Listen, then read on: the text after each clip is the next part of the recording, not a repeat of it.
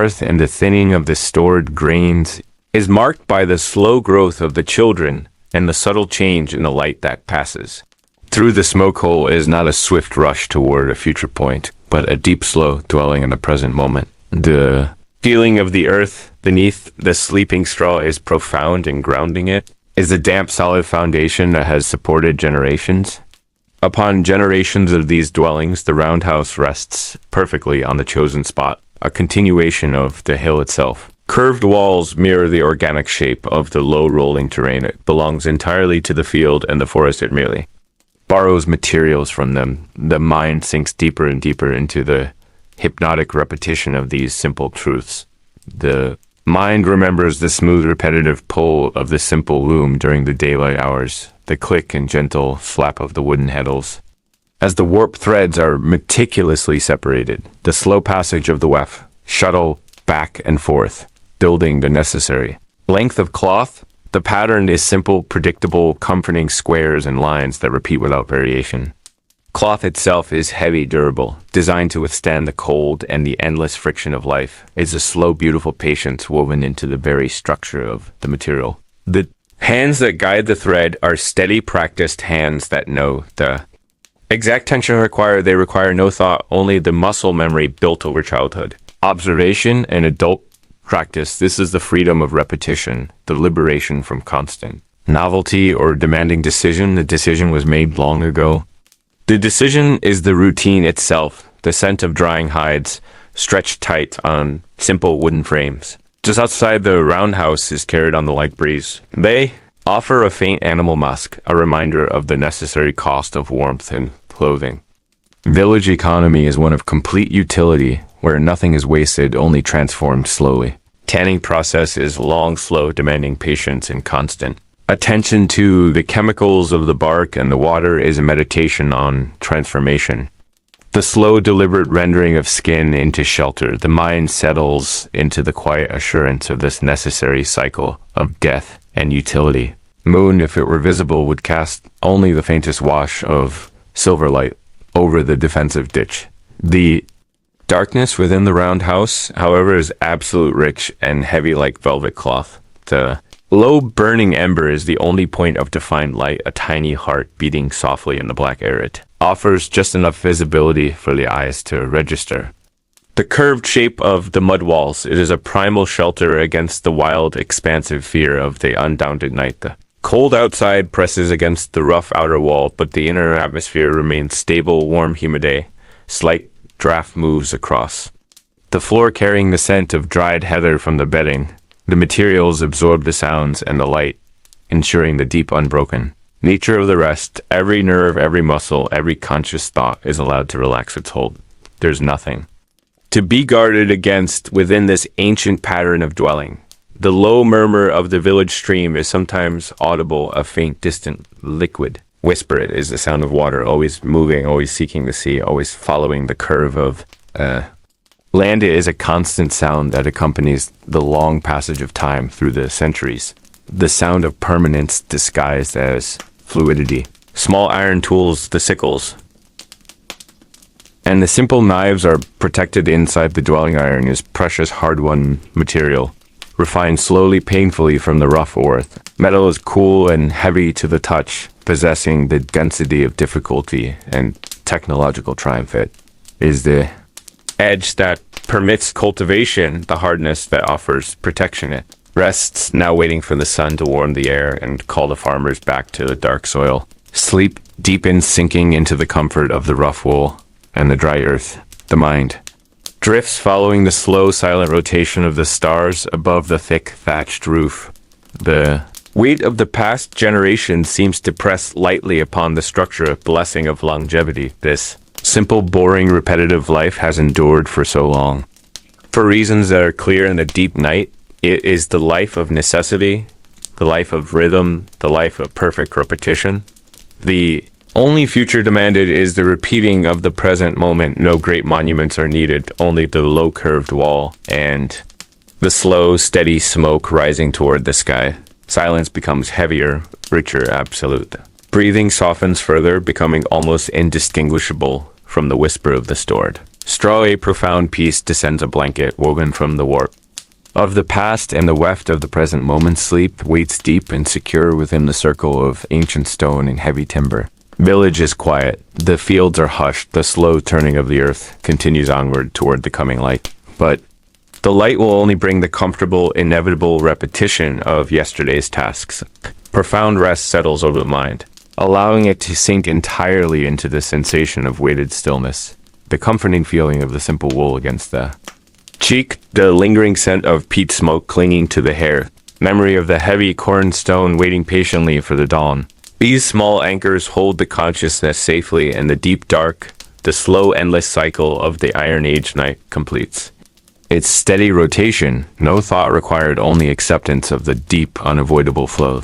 Weight of time is gentle. Here it does not crush, it merely holds. Deepness inhaled the air around Kelena. Profound silence settled heavy upon the shoulders. A mantle of centuries untouched by wind or weather. The air itself possessed an odor of mineral dust and desiccated cedar wood. Was the smell of history perfected, preserved beyond the reach of time's Deca Kellen stood upon the threshold of the final chamber, the light from the torch, a trembling orange fan across the rough floor. Ancient stone rose around the scholar in an arc of perfect symmetry. This place was not merely dug out, it was engineered with precision unknown to the surface world.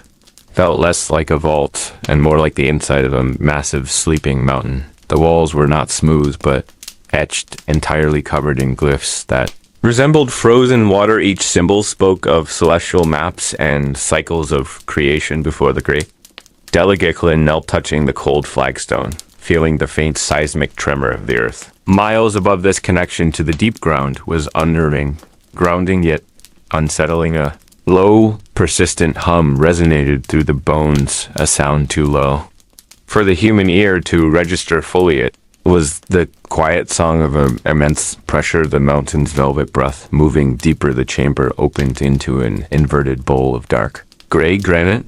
The darkness here was absolute, devouring the weak light of the small flickering flame only along the ceiling. High above did Kalen observe a shimmer. Fine dust of mica caught the light, reflecting it back in scattered points like distant nebulae. Appeared as if the chamber had swallowed the night sky whole.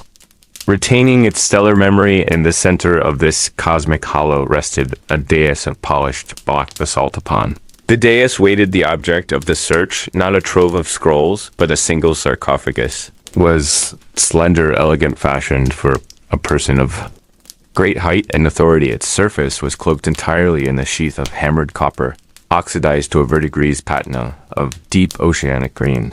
The metal felt unnaturally cool beneath Kellen's gloved fingertips. No visible hinges or seals marked. The lid only a depression perfectly fitted for the small polished key found weeks ago in the ruins above. Kellen hesitated a moment longer, breathing slowly, deeply, absorbing the immensity of the waiting moment. This was the end of the journey yet. Perhaps only the beginning of the true riddle.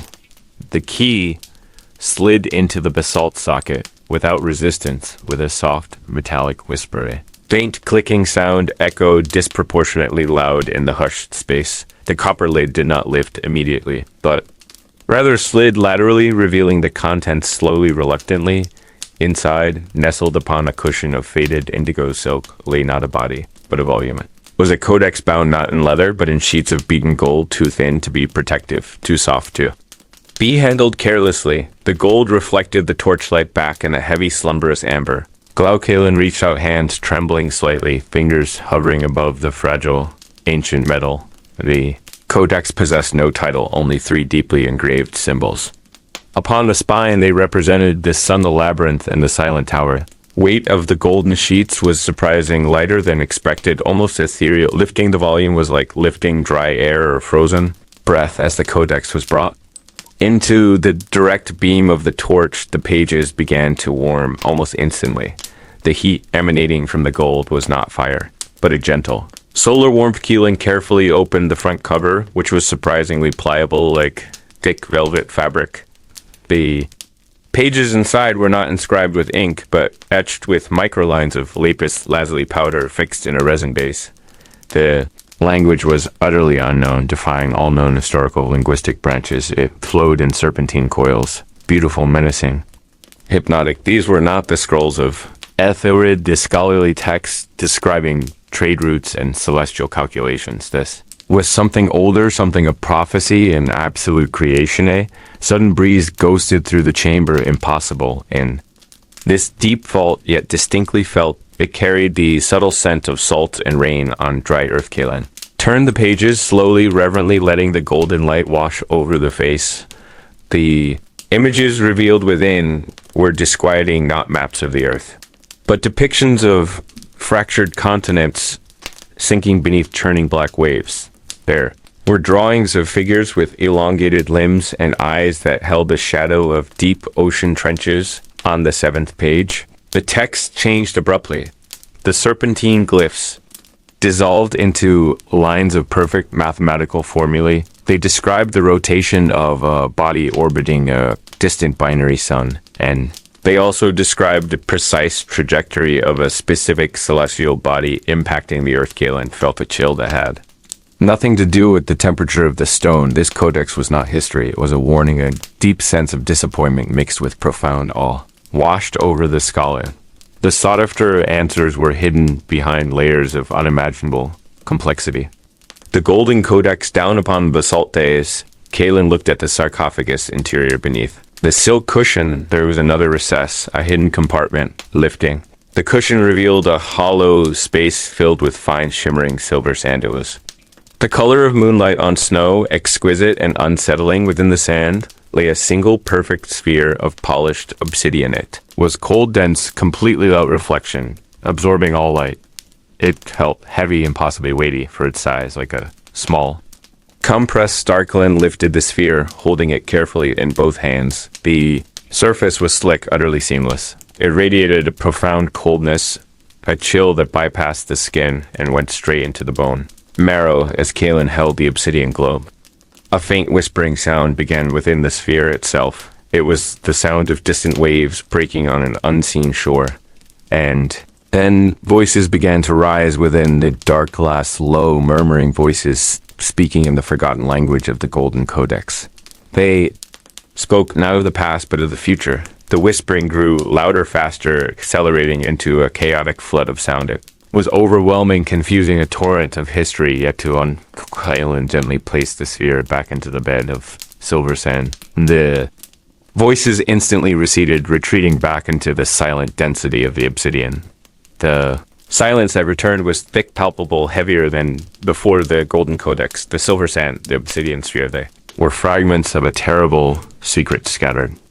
Clues pointing toward a catastrophe long foretold. The chamber still hummed with its low geologic sound. Kaelin looked toward the vast dark ceiling where the mica dust glittered like a billion sleeping eyes. It seemed this place was not a library or a tomb. It was a silent clock, counting down the slow, inevitable erosion of an entire epoch. Weight of the discovery settled like granite upon the soul. The search for the scrolls of Ethelred was now overshadowed by the weight of this cosmic prophesy. Kaelin turned slowly, leaving the Golden Codex in the dark sphere in the cold sanctuary, stepping back onto the ancient stone floor. The shadow followed, long and thin, stretching toward the single small opening back toward the false safety of the ruined city above. The question remained burning within the hushed quiet of this subterranean world. This knowledge was meant to be sealed, guarded against all discovery. Then why was it left with keys and clues so tantalizingly close to the surface? Was the ancient safeguarding merely a test of intent or a deliberate invitation to witness the coming of the deep? Quiet. Kaelin began the slow ascent back up the long sloping tunnel, the torchlight flickering, casting dancing ghosts on the rough walls. The air grew marginally warmer, drier, the farther the scholar moved from the basalt chamber. Hum of the earth subsided, replaced by the faint scratch of sand moving against sand. But the memory of the obsidian sphere remained, a frozen coldness pressed deep into the palms, and with it the echo of the deep oceanic voices still ringing faintly in the silence of the ancient stone chamber. Far, far below, the cold air settles heavy and low a mantle. Damp earth breath in, lingering peat smoke. A chill seeps into the woven wall soft. The sleeping roundhouse here. A soft, insistent murmur against the skin of ancient wickerwork we drift, suspended here between the deep night darkness and the promise of a tale. Slow dawn, the hours are viscous and slow. They move like thick honey pouring over the lip of a massive stone. Jaren hurried unperturbed there. Is no rush here. Time is not a commodity to be hoarded, but an ocean stretching boundless and gray, the Iron Age. Sleeps deeply no, but restlessness begins to steer a subtle flexing of muscles, long dormant, and the straw beneath the sleeping heights rustles. Faintly, a dry whispered complaint against the weight of the passing season. The ground inside the hut is firm and cool compacted clay etched with the forgotten paths of generations. The memory of last night's communal fire still holds a faint warmth deep within the circular hearth. A quiet ember hidden far beneath heavy layers of fine grayish sheaths, breathing its final gentle sigh of breath that smells of old oak and damp moss. The smoke hole high above offers a single blurred patch of sky. Distant grayness, promising nothing sudden, nothing sharp. The world outside remains cloaked in the hushed silence of Pradana. Silence that is never truly absolute, only relative to the noise of day. We can hear the dripping water from the thatched roof eaves steady. Rhythmic percussion of moisture drawn from the cooling air drip, drop, a liquid metronome and the pace for monotony, the simple rhythm of village existence eyes, the deep sleep story itself is the assurance of predictable repetition. Slow turning of the wheels, steady necessary drone off, survival itself. The first sound belonged not to man but to the slow awakening of the few small livestock, a soft bleating from the nearby pen. Heavy damp odor of wet wool and steaming animal breath drifts across the threshold carried on the invisible current of the chill air. Slow awakening, indeed. Body resists the call of the cold morning, preferring the comforting weight of the rough wool blankets, the familiar scent of unwashed skynan lingering. Wood smoke, but necessity is the true king of this agent. The demands of the belly are insistent. One must rise, and one must grin down, must herd, and one must mend this slow dull ache of the repetitive tasks is the underlying constant foundation of this ancient life, a life defined by the reliable cementus of the days, the weeks, the seasons of deep comforting. Boredom, the Iron Age Celt, asked only for the steady return of the sowing season, reliable fatness of the harvest. Smooth rotation of the cornstone, there's a movement near the entrancia, slow deliberate stretch off old bone and tired muscle. Shadow crosses the weak glow of the small entrance hole in. The first true action of the day begins. The grinding stone has found its weight, immense and unforgiving. The rough texture of the upper stone is cold against the palm, the grains of dried barley. Lie ready a small heaped pile of necessary sustenance, patiently for their transformation, and then the sound begins soft, rasping, persistent. Cycle quern on quern stone on mesmerizing rotatio in a circular motion of labor slow, steady, inevitable. This sound is the pulse of the volatile drone that anchors the morning, auditory equivalent of the slow tick of a huge, ancient, cosmic clock. It is not a demanding sound, but a hypnotic, only a gentle, persistent abrasion that smooths the edges of the emerging. Light, the sound requires concentration, a steady arm, a tireless will. It continues long after the listener has ceased to truly notice. It becomes of the air itself a vibration felt in the chest more. Then, heard by the ear, the scent of the freshly crushed meal begins to rise, a dusty, wholesome smell of dried earth and heavy. Starch, a promise of the flat oat bread that will sustain the long hours of daylight. The woman working the stone moves slowly, her shadows long and fluid in the diffused amber light hat. Now filters into the smoke-filled space. Her posture is bent slightly, her focus absolute. She is the manifestation of the cyclical life-eve, keeper of the core necessity. Simple repetition of the motion is a form of deep meditation and immersion in the task itself. The universe shrinks down to the radius of the grinding circlet, texture of the grain, steady rhythm of the breath. Everything else falls away. Distant threats, the endless cold, vastness of the unexplored forests. Only the stone remains turning slowly turning. The atmosphere inside the roundhouse thickens with the scent of the rising meal and the faint renewed stirring off. The banked fire, Another voice murmurs low a single syllable of simple recognition off the mornings. Araval, a sound that dissipates quickly into the thick acoustic silence. The thatched roof absorbs sound, creating a surprisingly quiet, spacey, small world protected from the wind and the encroaching wilderness. The walls of daub and wattle are cool and slightly yielding to the touch, a comforting earthiness, a protective shell formed from the land itself. Every substance here is borrowed from the close surrounding landscape, the rough wool from the shaggy sheep, the clay from the riverbank, the straw from the harvested fields. The slow, repetitive crafting of objects from these natural sources defines the slowness of the time. The wooden bowl must be carved slowly.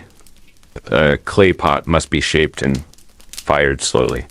The wool must be spun into threads tediously. Endlessly, the village exists in this perpetual state of slow creation and slow consumption, a balance achieved through endless small tasks. The grinding continues, a hypnotic rasp, quern on quern, stone on grain. The world outside is now changing hue. Velvet gray of the deep night yields to a lighter silver, a hushed, expectant silver. Fog that often cloaks the valley floor begins its slow accentizing like pale smoke above the river marsh. It softens the harsh lines of the stockade fence, blurring the edges of the fortified hillfort, making the ancient stone look even older, even more profoundly rooted. We watch the fog drift, a silent, slow procession, a ghostly white ocean passing over the land. It slows the light, further diffusing the atmosphere into a quiet haze. The heavy dampness clings to everything, to the rough bronze brooches, to the iron tools waiting by the wall, to the sleeping bodies still deep under wool.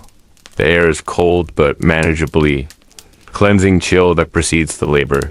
The smell of the fire now strengthening, a thin plume of blue smoke begins its ascent through the open roof, and a straight line tracing the rising heat against the mass of the damp air. Village will wake soon, but only gradually. There's no need for sudden movement, no call for haste, only the patient expectation of the next slow hour, the next repetitive task. Rhythm of the grinding stone becomes the only sound that matters, a steady, soothing guarantee that the world is still turning and it's slow necessary. Circle stone on grain, slowly drifting deeper into the soft gray morning. The piece of simple repetition is absolute stone on grain, drifting deeper into the hushed Iron Age dawned silence, was not empty, merely hushed by the thick earth and also dense quietude born of deep sleep and the heavy weight of the roof. Thatch layer upon slow woven layer of dry reed and sun-bleached straw absorbing the wind's insistenza. Fire at the center of the house breathed low, a dying ember glow.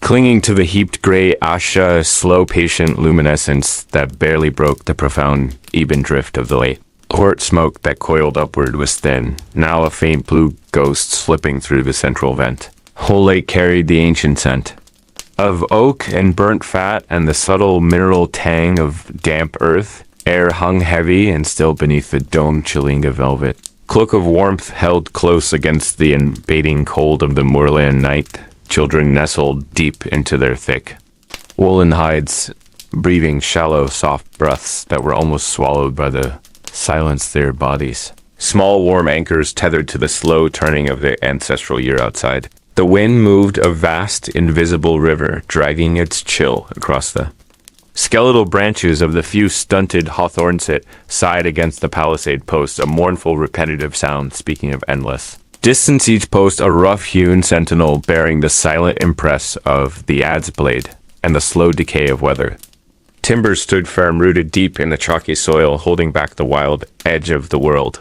Scent of wet iron and cold dew began to permeate the woven hazel framework of the dwelling. Daub walls, thick fingers of clay and straw, held the memory of the day's brief heat. Their surface was rough, etched with the careless sweep of hands. Millennia dead and the deliberate scoring of long-gone builders. A slight shifting sound came from the darkness, a rustle of dry bracken beneath the sleeping bench, perhaps a shrew, perhaps merely the settling of the house itself succumbing to the slow, inevitable pull of gravity time. Here was not measured by hurried ticks, but by the slow grinding of millstones in the rise and fall of the winter stars.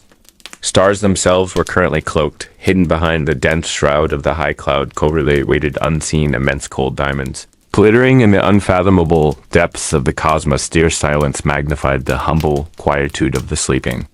The illegally small sounds of the stored grain began to assert themselves, a faint whisper of dryness and pressure wheat. Sheaves stacked high and tight, waiting for the dawn's harsh light, and the turning of the quern stoned. Relentless cycle of sowing and reaping etched deeply into the muscle memory of the sleeping Verlagersteer. Dreams were likely uncomplicated, simple narratives of daylight tasks and the warmth of the next seasons. Soon a woman stirred, turning slowly on her mattress of heather and sheepskin. Movement displaced a faint whisper of air, causing the ember to briefly flare orange before sinking back into its deep. Lethargier hand moved unconsciously, seeking the familiar, solid, reassuring weight of her partner's shoulder. Deep primal connection forged in the shared effort of survival and the endless pursuit of meager comfort. Darkness held the sleeping tools in its grasp. The bronze sickle, the wooden bowl, the heavy iron pot. Each object rested where it was placed, awaiting the returning light to give it form and purpose. Once more the bronze was cool, now yielding none of the sun's fleeting touch, merely the cold, polished hardness of the alloy. Reflected the faintest hint of the ember glow, a low sheen of coppery warmth, fighting against the dominant darkness. Weaving loom stood silent, a half-finished length of coarse wool and cloth, hanging loosely from its fibers, or stiff. Undyed, the natural creamy brown of the mountain sheep, heavy, persistent scent of lanolin, permeated this corner of the house, a deep, comforting smell of animal closeness. Work paused mid-throw, awaiting the patient hands that knew the rhythm of. The warp and weft rhythm was eternal, the slow crossing of threads, symbolizing the slow crossing of the seasons. There was an immense patience inherent in this life, a resignation to the slowness of all things, meaningful growth of the crops. The shaping of the pots, the building of the defenses, all required the vast expenditure of time with children dreamed perhaps of the river. The cold, clear water rushing over the ancient pebbles, they remembered the slippery smoothness of the river. Stones warmed by a fleeting summer sun, memory was already fading, retreating into the deeper layers of childhood. Experience subsumed by the more pressing realities of cold and hunger, dogs, tethered outside the house, snuffled deep in there. Sleep releasing faint moist sounds of comfort here. Fur was thick matted against the winter chill, their loyalty. Absolute and unquestioningly guarded. The house not with fear sparking, but with the profound stillness of their presence here, silent. Watchful intelligence rooted in the wildness that surrounded the settlement. Air outside grew sharper. The temperature dropping steadily toward the pre-dawn minimum. Frost, if it came, would leave a delicate silver etching upon the roof thatch. And the fallen lavesa, transient beauty that would dissolve instantly beneath. The first timid rays of the sun's ancient oak tree just beyond the outer ditch stood like a massive sleeping giant. Its bark was ridged and furrowed a dark armor against. The ravages of centuries it had witnessed countless generations of roundhouses rise and fall in the same sheltered valleys. Roots clung deep to the soil, connecting the present moment to the immensity of forgotten time, and slept soundly there. Muscles, tired from the heavy labor of splitting wood and tending the stockade. Hands were rough, calloused instruments, shaped by the demands of the earth and the unforgiving. Climatethi slept the deep, restorative sleep of physical exhaustion. A necessary respite before the renewed strain of the coming dia. Low, rhythmic sound began to assert itself from a nearby roundhouse. The faint, steady sound of snoring, a deep, resonant hum that testified to the security of the enclosed space and the safety of the sleeping community. It was a sound of profound reassurance, a reminder that they were not alone, but bound together in the fragile shelter of the settlement. Darkness pressed in on all sides, a vast, enveloping ocean of night, but within the ring of the palisade, a small, flickering island of humanity held fast. Glow of the dying ember persisted, a tiny sun in the center of the earthen floor. It cast long, distorted shadows that danced briefly when the wind managed to push. A breath through the door flap. Door flap was thick hide cured and oiled. Stiff against the moisture, it was fastened securely with a simple wooden toggle. A rudimentary defense against the nocturnal wanderers and the biting earth weight of the thatch overhead felt immense protective. a heavy blanket against the cosmic indifference yak. Read each strand of straw was a testament to the endless painstaking labor required to sustain this precarious existence of hours drifted by slow measured increments of absolute stillness. The village held its breath, waiting for the inevitable return of the pale light. Sensation of time slowing down was palpable, almost suffocating. A timeless pause between the ending of one day and the fearful beginning of the next. Deep silence of the dwelling was occasionally punctuated by the soft, clicking sound of the cooling clay pots, earthenware shrinking minutely as the heat departed from its porous structures. These were the sounds of material settling, embracing the cold, accepting the night's dominion. Fire pit itself was a geological feature of the house, the center of all activity and the anchor of their domestic life. Its rim was smoothed by generations of hands reaching for warmth and preparing. The evening meal etched deep into the hardened clay were the subtle markings of constant use of spilled stew and dropped charcoal earth beneath. The roundhouse was firm, dense, compacted by the endless tread of bare feet. It was the oldest floor in the world, the ground beneath their lives, connecting them directly to the geological substrate of the island. Smell of fermentation lingered faintly, the sour tang of stored ale resting in its ceramic jars, a simple luxury, a small reward for the constant effort of their waking hours. Darkness began to feel less absolute, less heavy. Very subtle, almost imperceptible shift in the quality of the ambient gloom occurred. It was not yet light, but the deepest pitch of the night had surrendered. Its mastery, a hint of gray, began to bleed into the dense blackness outside the small imperfections of the wattle wall. Approaching dawn was heralded not by light, but by the slight stirring of the caged poultry hung high in the rafters. A nervous flutter, a soft clucking sound, anticipating the return of the sun they knew instinctively was near. Sounds of the cattle in the nearby corral also changed their low, mournful bellows, transforming into expectant snorts. These shuffled their heavy hooves, restlessly anticipating the morning release, and the forged, slow, patient passage of the hours had brought them back to the edge of activity. Woman stirred, turning fully to face the dying glow of the hearth. Her eyelids were still heavy, sealed shut by the profound necessity of sleep, but her mind already began its slow, unwilling drift toward the demands of the morning. Grinding, the fetching, the tending, the endless repetition that defined their lives. Rhythm was inescapable, soothing in its predictability, terrifying in its lack of variation. Weight of the blanket felt heavier, now imbued with the dampness of the cold earth. Dreams lingered just beyond the reach of waking memory. Nebulous forms of shadow and light would rise soon when the gray outside the door matched the gray of the ash in the fire pitch, would scrape the embers together, nursing the small, surviving core back into a vigorous, flammeth daily miracle of fire renewed the heart of the home.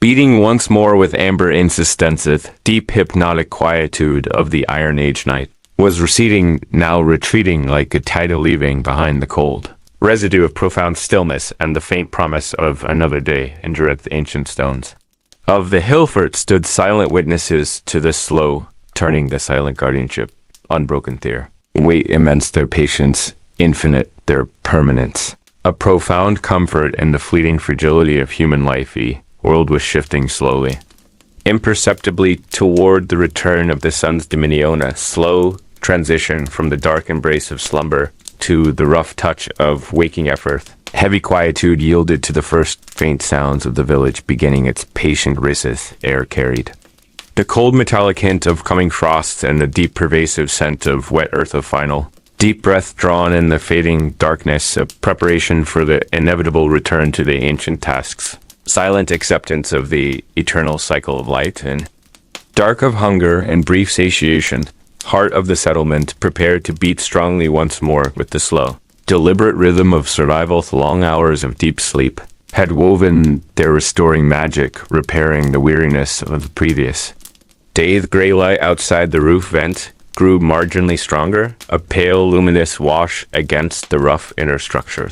Woman's eyes opened slowly without rush, taking in the familiar contours of the circular perceived deep continuation of the life they knew was about to resume its slow, predictable march toward the high sun, endless, quiet task of being Celtic Iron Age. Villagers about to begin, the low hum of the village rising like a tide of slow, deliberate movement. Sound of a single heavy footstep upon the packed earth floor, a sign that the night had truly ended. Air thick with the smell of smoke and damp wool and the deep, satisfying scent of continued existence. Air was thick and tasted of pulverized stone and forgotten spice. Single shaft of moonlight, angled through a narrow slit high above it, painted the fine dust motes and pale strokes of ivory light. Stood utterly silent, breathing the profound antiquity of the deep earth, the weight of millenniums.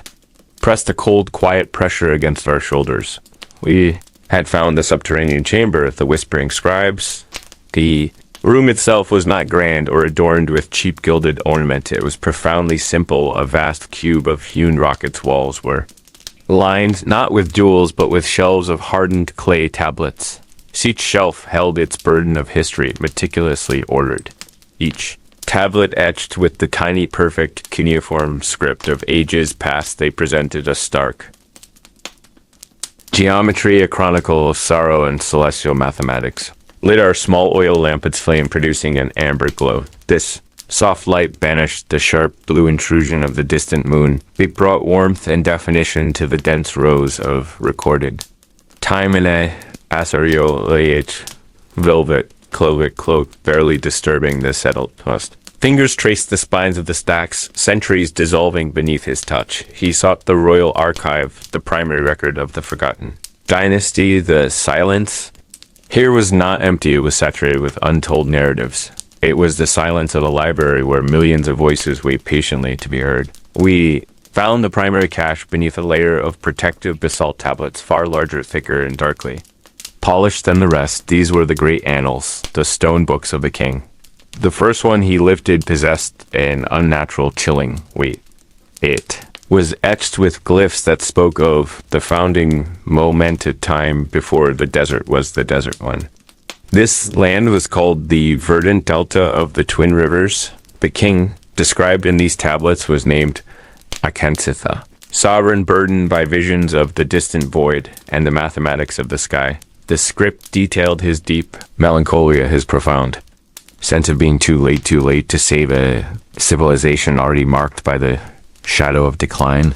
Annals spoke often of the great celestial shift, a moment when the familiar stars faltered in their course, and a new cold light dominated the northern midnight heavens. This was the source of the dynasty's dread, the root of their obsessive archiving. They believed that recording the end might somehow prevent its full arrival, or perhaps simply prove they were aware when the inevitable curtain fell. Spent hours within that hushed space, the amber light barely moving or slow breath, the only betrayal of life in that subterranean stillness. The pace of the reading was dictated by the meticulous nature of the script. Every 10 sentences of the king's chronicle took an hour to translate and absorb it. He wrote of strange rituals performed in the high places, attempts to communicate with the silent shifting star. He described the construction of a mechanism, not a clock or a weapon, but an immense musical instrument designed to play countersong to the perceived celestial discord. This mechanism was apparently hidden far beneath the archive itself, sealed behind 3 doors of solid iron ore and volcanic glass, a location known only by the reigning monarch and the chief stonekeeper. The revelation sent a faint chill along my spine. We had believed the search was for knowledge, for historical clarity, but the tablets insisted the knowledge was merely a mappe, guide to finding the true objective.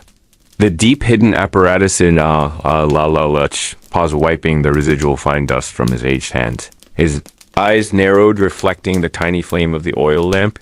He murmured that the stonekeeper was the keeper who would have the knowledge of the sealing glyphs, but the chronicle indicated the last stonekeeper was entombed with the king buried, perhaps near the entrance to the mechanism itself. The air in the chamber grew noticeably colder, a subtle shift in temperature that defied the deep insulation of the rocket. Was as if an immense exterior space had suddenly found a way to bleed its chill into our sanctum. We looked up toward the narrow moon slit, but the light remained steady. The velvet silence of the archive began to feel less like peace and more like apprehension. We focused back on the final set of tablets found nestled in a lead box. These were not annals, but the king's personal reflections written in a hasty, erratic hand, utterly unlike the official court script here. Akenseth abandoned his royal composure. He confessed his dreams of the deep dreams, where the desert sands moved like liquid ocean streams, where you heard a sound beneath the earth that was neither wind nor tremor, but a conscious grinding motion infinitely. Slow, infinitely powerful, he wrote about his fear that the mechanism was not truly designed to counteract the star, but merely to awaken something far older than the kingdom itself, something that slept beneath the foundations of the world. The final tablet broke off abruptly mid-sentence. Clay was cracked and scorched, as if the scribe had been interrupted by heat or panicky.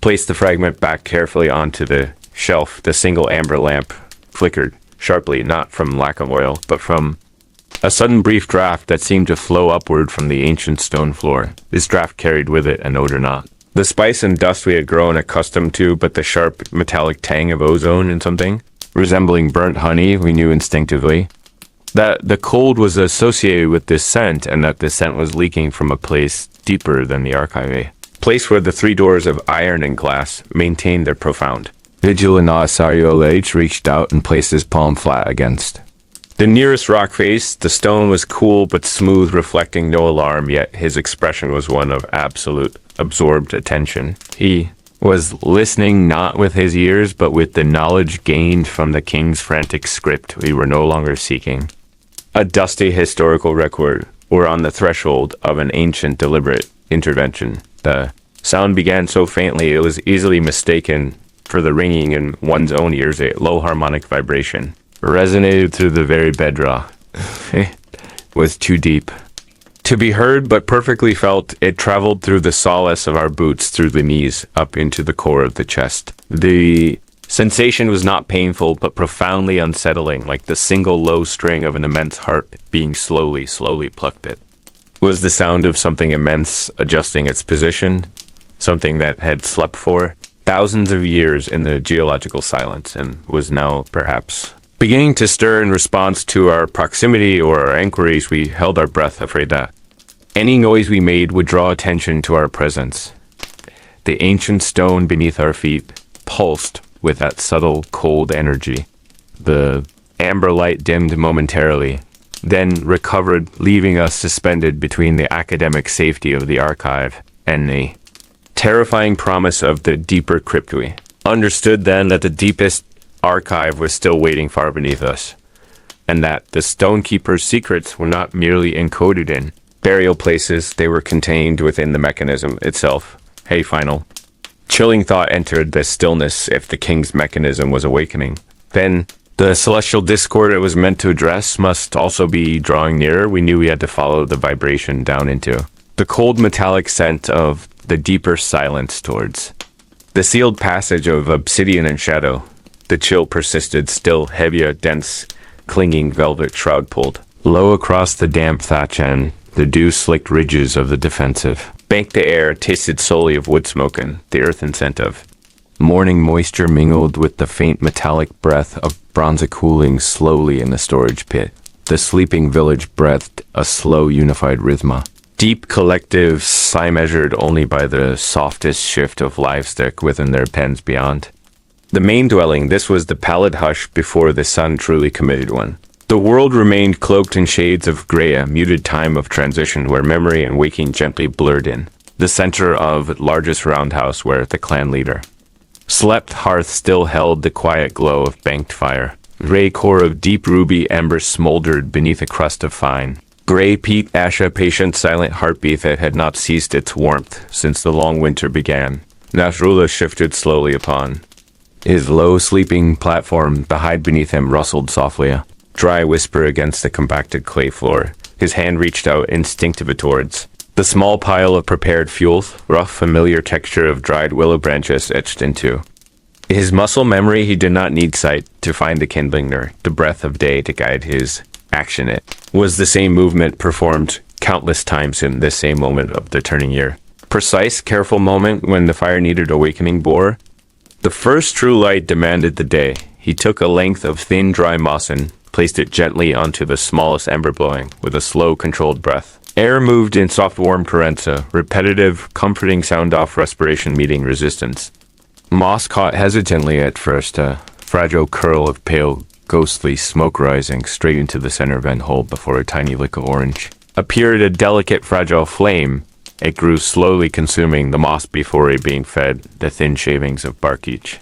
Piece placed with deliberate accuracy, an act of ancient, careful meditation to glow within the central space, deepen edging the shadows back towards the curved walls, illuminating the rough grain of the internal support stick oak posts darkened by years of smoke. The wooden spoons hung neatly from the roof, struts their shadows dancing subtly with the shifting illumination of the growing flame. A small child whimpered once, a quiet sound swallowed instantly by the thickness of the mud walls, and the low, insistent crackle of the newly fed fire silence returned swift and complete a silence only broken by the faint distant sound off water running down the slope outside the palisade, where last night's rain still seeped slowly through the earth. This was the pattern of the Iron Age morning, not the drama of distant Roman conquest, not the sharp fear of a border raid, but the deep, enduring predictability of cold clay and persistent heath. Reliable cycle of waking and tending, the simple beauty of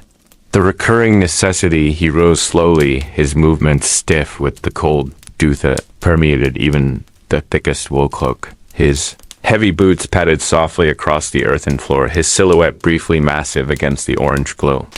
He moved toward the quern stone, heavy upper grinder waiting patiently beside the wall. It was etched with lines of USC, a geological map of every single morning meal ground over the seasons. The sound of the grind was the village clock, signal that the day had truly begun. A deep grinding friction that carried beyond the single roundhouse through the damp mist and into the quiet air, knelt before the stone, scooping a measure of dried barley grain, hard pale nuggets of the coming day's nourishment, and poured them into the shallow indentation. The first rotation of the stone was always resistant, a brief protesting scrape for. The rhythm took over, a slow, heavy rotation of power and release, push, turn, scrape, release, push, turn, scrape, release, hypnotic sound that pulled the mind inwards, away from the anxiety of the future, away from the weight of the past, and coring consciousness firmly into the enduring present moment. The soft, gritty flour began to spill out slowly, a pale drift accumulating on the hide, bellow dusting the cold clay. With this labor was his offering to the constancy of life, predictable effort that sustained them, all a monotony that was deeply reassuring, a repetition that promised survival. It confirmed that the livestock still grazed, that the grain stores still held their wealth. The roof still kept the relentless weather outside, the air filled with the dust of the Malinga dry powdery scent overlaying the peat smoke crating. The unmistakable aroma of the Celtic homia scent that was safety itself. Outside the heavy doorway, mist began its slow retreat, pulled reluctantly upward by the weak rising sun, revealing the close proximity of the surrounding palisade. Tall, sharpened stakes standing sentinel, a dark circle against the lightning sky, were ancient oak, timber sweathered, gray and black, silent guardians against the threats that rarely air-fed but were always remembered. In the old stories, the dew dripped heavily from the tips of the sharpened wood, a slow ticking sound unheard within the thick walls but perceptible to the mind's eye. The first cock crowed distantly, a ragged, challenging cry that broke the perfect stillness of the dawn. It was answered shortly after by a sheep's bleat, a persistent small complaint from the crowded pen beyond the outer ditch. Nazrullah continued his slow, patient grinding, his shoulders moving with the steady torque. The stone was heavy, but the action was practiced, a fusion of man and tool. The flour fell finer now, more readily. The task was halfway finished. The first sleeping figures began to stir within the shadows. Sound of heavy breathing, adjustingus sleep gave way to the dull awareness of the morning's chill. A woman stirred near the wall, leather blanket sliding down her shoulder, reveling the dark coil of her thick braided hair. She was breathing deeply, still caught in the lingering webs of night, but her mind was already turning toward the clay pots and the water that needed fetching, the endless repeating cycle of water and fire, food and sleep. Rhythm of the Iron Age village life was not a great rushing epic of battles or a dramatic journey across seas, but a quiet, enduring Song of daily work, a lullaby, built of the scrape of stone. Crackle of a willow branch, deep, slow certainty of the repetitive task. The very essence of the boring day was its greatest comfort, a profound assurance that this moment would come tomorrow on. The day after that, without fail or deviation, the bronze tools gleamed dully in the quern, a single axe head resting against a hide-covered chest. Its edge dark and keen, waiting for the next necessary cut. The wood required for the winter store was not yet fully gathered. The earth still needed turning for the next season's roots. Work was infinitely as endless as the slow turning of the seasons themselves. It was a quiet inheritance, constant striving towards simple maintenancia commitment to. The slow accumulation of resourcio and day melting into the next own season, giving way to the other without sudden alarm or desperate flight, just the low hum of enduring life. He paused his grinding for a brief moment, letting the residual inertia. The heavy stones spin down, the sound tapered off into a dusty silence. He listened not for danger or alarm, but for the expected sounds of the awakening village, the reassuring confirmation of shared existence, a low cough from across the Huda soft clearing of the throat. The woman was awake now. The first true conversation of the day began, a simple exchange of words slow spoken and familiar about the coldness of the night and the urgent need for hot water. The cycle was now fully engaged, the collective mechanism. Turning with dependable precision, the light filtering through the smoke hole intensified, shifting from pale gray to a soft amber. Wash illuminating the dust motes, dancing in the air, neat bright specks, catching the dawn rising on the currents of the hearth's growing heat. The grind resonated deeper, heavier. Sound now as more grain was committed to the stonia. Promise whispered into the heart of the ancient settlement of another day passing. Slowly, peacefully, the long endless sleep of historic hushed breath of the roundhouse settled deep. A cloak of cooling air drew itself across the earthen floor where earlier the busy sound of daylight had chafed against the reed-woven walls. Now only a dull, low murmur remained. Light was caught and held captive by the smoke hole above a perfect circle of pale amethyst against the heavy thatch. It was the slow time when the labor of the solar day yielded its hold to the rhythmic pull of the earth itself. Fire at the central hearth had passed its furious height. It was no longer a greedy blaze demanding attention, but a banked companion, a heart of deep orange warmth, radiating its velvet comfort into the humid air, and the softest sounds now dared to intrude upon the deep silence that was beginning to accumulate. The quiet sizzle of sap, still weeping from a stubborn log of ancient oka, persistent slow hiss as a droplet of moisture found its way into the superheated ash shifting of the deep gray powder that held the coals safe. A whispering avalanche of fine dusty chamber was a tiny city of profound heat, an island glowing with a sullen and inexhaustible light, the pulsed with the deep, slow beat of a sleeping finger range, turning to cerise. Then sinking back to the somber red of old blood, air itself was thick with the scent of generations of smoke. Beautiful, deep fragrance of wood and slow burning. Resonant clung to the timber posts and saturated the heavy woven hangings that shielded the sleeping benches. The weight of this settled smoke was palpable, a physical presence that had absorbed years of whispered secrets and mundane daily fears. It was the aroma of permanenza, the unchanging cycle of the simple life played out beneath. A single roof of woven reeds, low stone quern lay still beside the sleeping stone. Its upper rotary half rested heavily upon the hollowed lower stonite, carried the fine pale dust of the day's last grinding, a chalky white film against the dark. Basalty grains of the coarse barley had been broken, their resistant kernels surrendered to the patient friction of the turning. Stony, a faint residue of the resulting flour lingered on the callous palms that had gripped the handlet. The sensation of that labor was etched into the muscle memory of the arm. Circular sweep, the slight downward pressure, the hypnotic steady pace that was necessary to avoid tiring too. Soon it was a rhythm known intimately by every adult in the village. Sound that defined the late afternoon, a persistent, relentless scraping sound had echoed across this small valley for centuries. Upon slow centurio, that sound was absent, replaced by the absolute hushed peace of the roundhouse, sinking into the inevitable night floor of packed earth, offered a cool solidity beneath bare feet was worn smooth by the ceaseless travel of human traffic paths were clearly defined by the slight polishing of the surface leading from the doorway to the hearth and from the hearth to the stored water vessels. These trails were invisible maps of the village's daily purpose teachings, made not by tool, but by the sheer slow weight of continuous occupation, timber supports that rose toward the apex of. The roof stood like silent ancient sentinels. They were blackened by the smoke. And the wood grain was raised in high relief. Their surfaces felt rough and deeply comforting to the touch. They felt like living things despite their deep rooted immobility. They held up the great thatched hat of the homia heavy, dense canopy of woven straw that offered absolute protection from the sudden violence of the Atlantic winds outside. The world was now retreating into an impermeable dark. Shadows that had danced earlier had now merged into a single fluid blackness. Small, high window. Opening a simple break in the daub wall was now only a suggestion, blackness offering no view of the world beyond only the sound.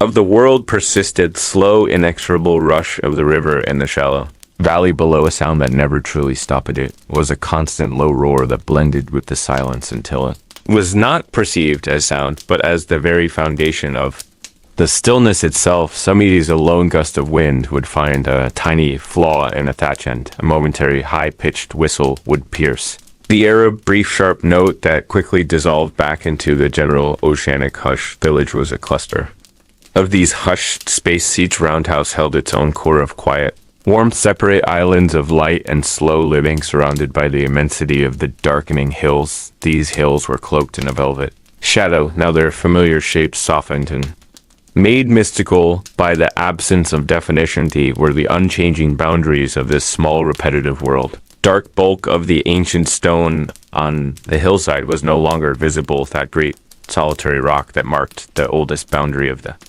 pasturate was swallowed by the night, but its mass, its weight, its cold and movable presence was still sensata.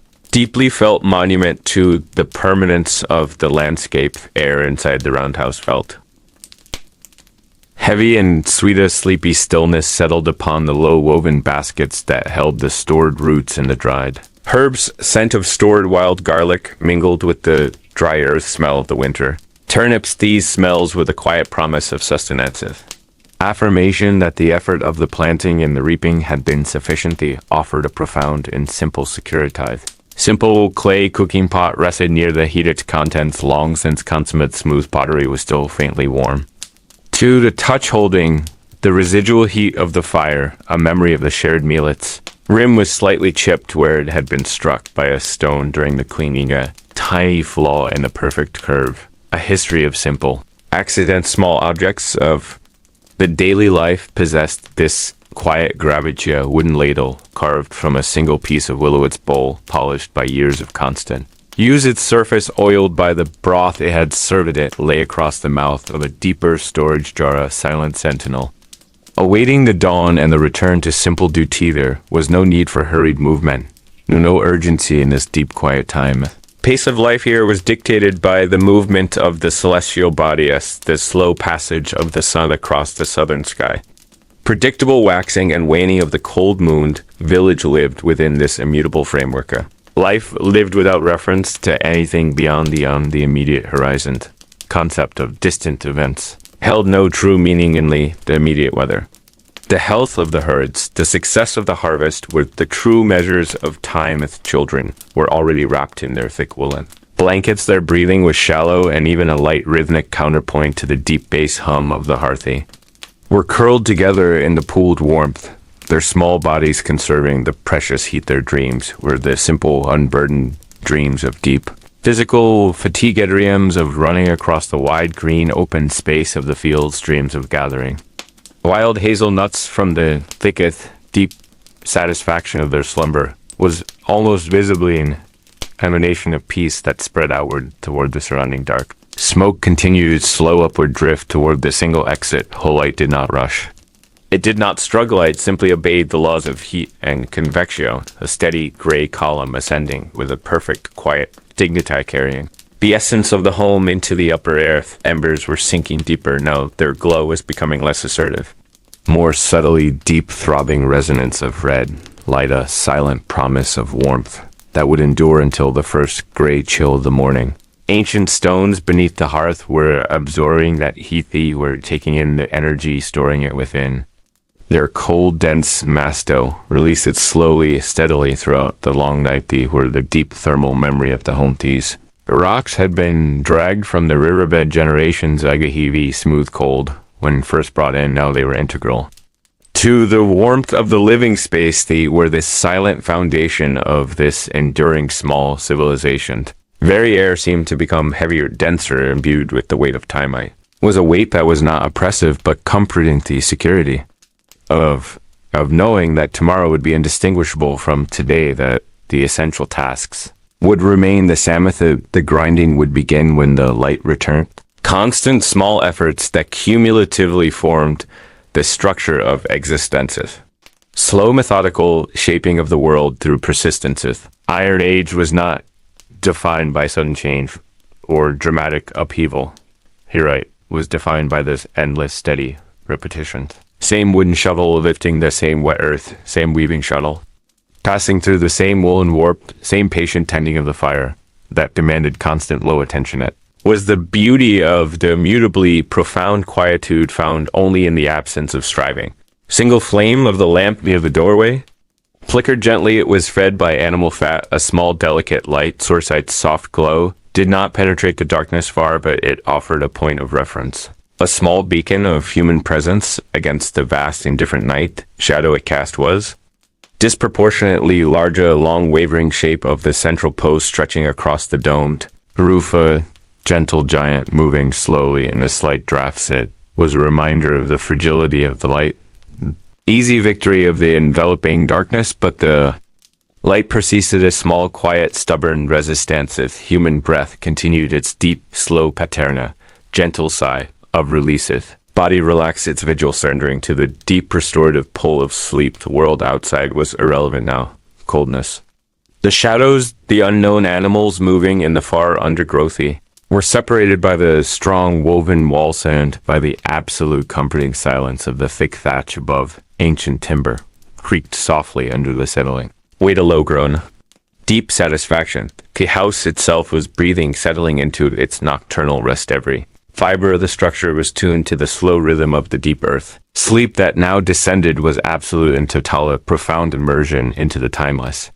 Darka, final release from the demands of the day, leaving only the hushed silence of the fire and the slow, unending sound of the distant flowing river. There cooled further, drawing the inhabitants deeper into the soft woven comfort of their woolen coverings. There was nothing left to watch, for nothing left to tend and lead the slow drift toward the hidden center of slumber, where time itself ceases. Its hurried pace in the ancient silence prevails, the slow, cool current of subterranean air caressed his skin like forgotten silk. He moved through the curved passage, a solitary shape swallowed by the immense age of the earth. The deeper he descended, the more pronounced became the silence. It was not merely the absence of sound, but a profound, palpable quietude, the silence of compressed millennia held tightly within the ancient stone.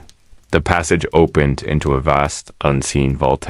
Space so wide his mind struggled to frame its dimensions. The atmosphere here was different, thick with the scent of ozone and dry powdered minerals above him. The darkness felt absolute, cloaked, and the memory of long extinguished torches below the ground was packed hard. A floor of flawless polished basalt. In the center of this cosmic chamber stood the source of the spectral illumination, the soft, pervasive amber light that had guided his slow journey. It rested upon a massive plinth of deep obsidian, carved with symbols that defied human recognition. They were not glyphs of script, but rather molecular diagrams of unimaginable complexity.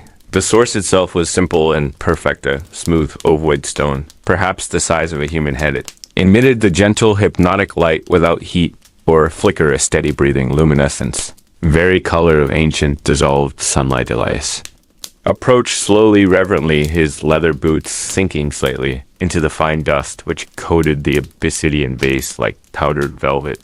He reached out his hand, stopping just short of the glowing surface. The light warmed his fingers without touching them. An energy field of pure concentrated stillness. He felt the years dissolving around him. the hurried chaos of the outer world receding, leaving. Only this profound moment of absolute presence, the etchings on the plinth were hypnotic lines that spiraled inwards, endlessly suggesting movement and perpetuity, the eternal cycle rendered in cold, hard rock. He traced the patterns with his eyes, feeling his consciousness drift upon their geometric flow. They told of a time before a recorded time when the world was liquid fire and shifting mist. He noticed then the small structure nearby set. Back into a recess of the basalt wall it was a low stone bench carved for waiting, perhaps. For observation, perhaps. For sleep beside the bench lay something unexpected. Shallow bowl of highly polished brass, filled almost entirely. With the finest white sand, each grain was flawlessly spherical, like miniature pearls. He watched the sand subtly shifted within the bowl, not moved by wind or vibration, but by an unseen internal pressure, a silent minute motion of the earth itself.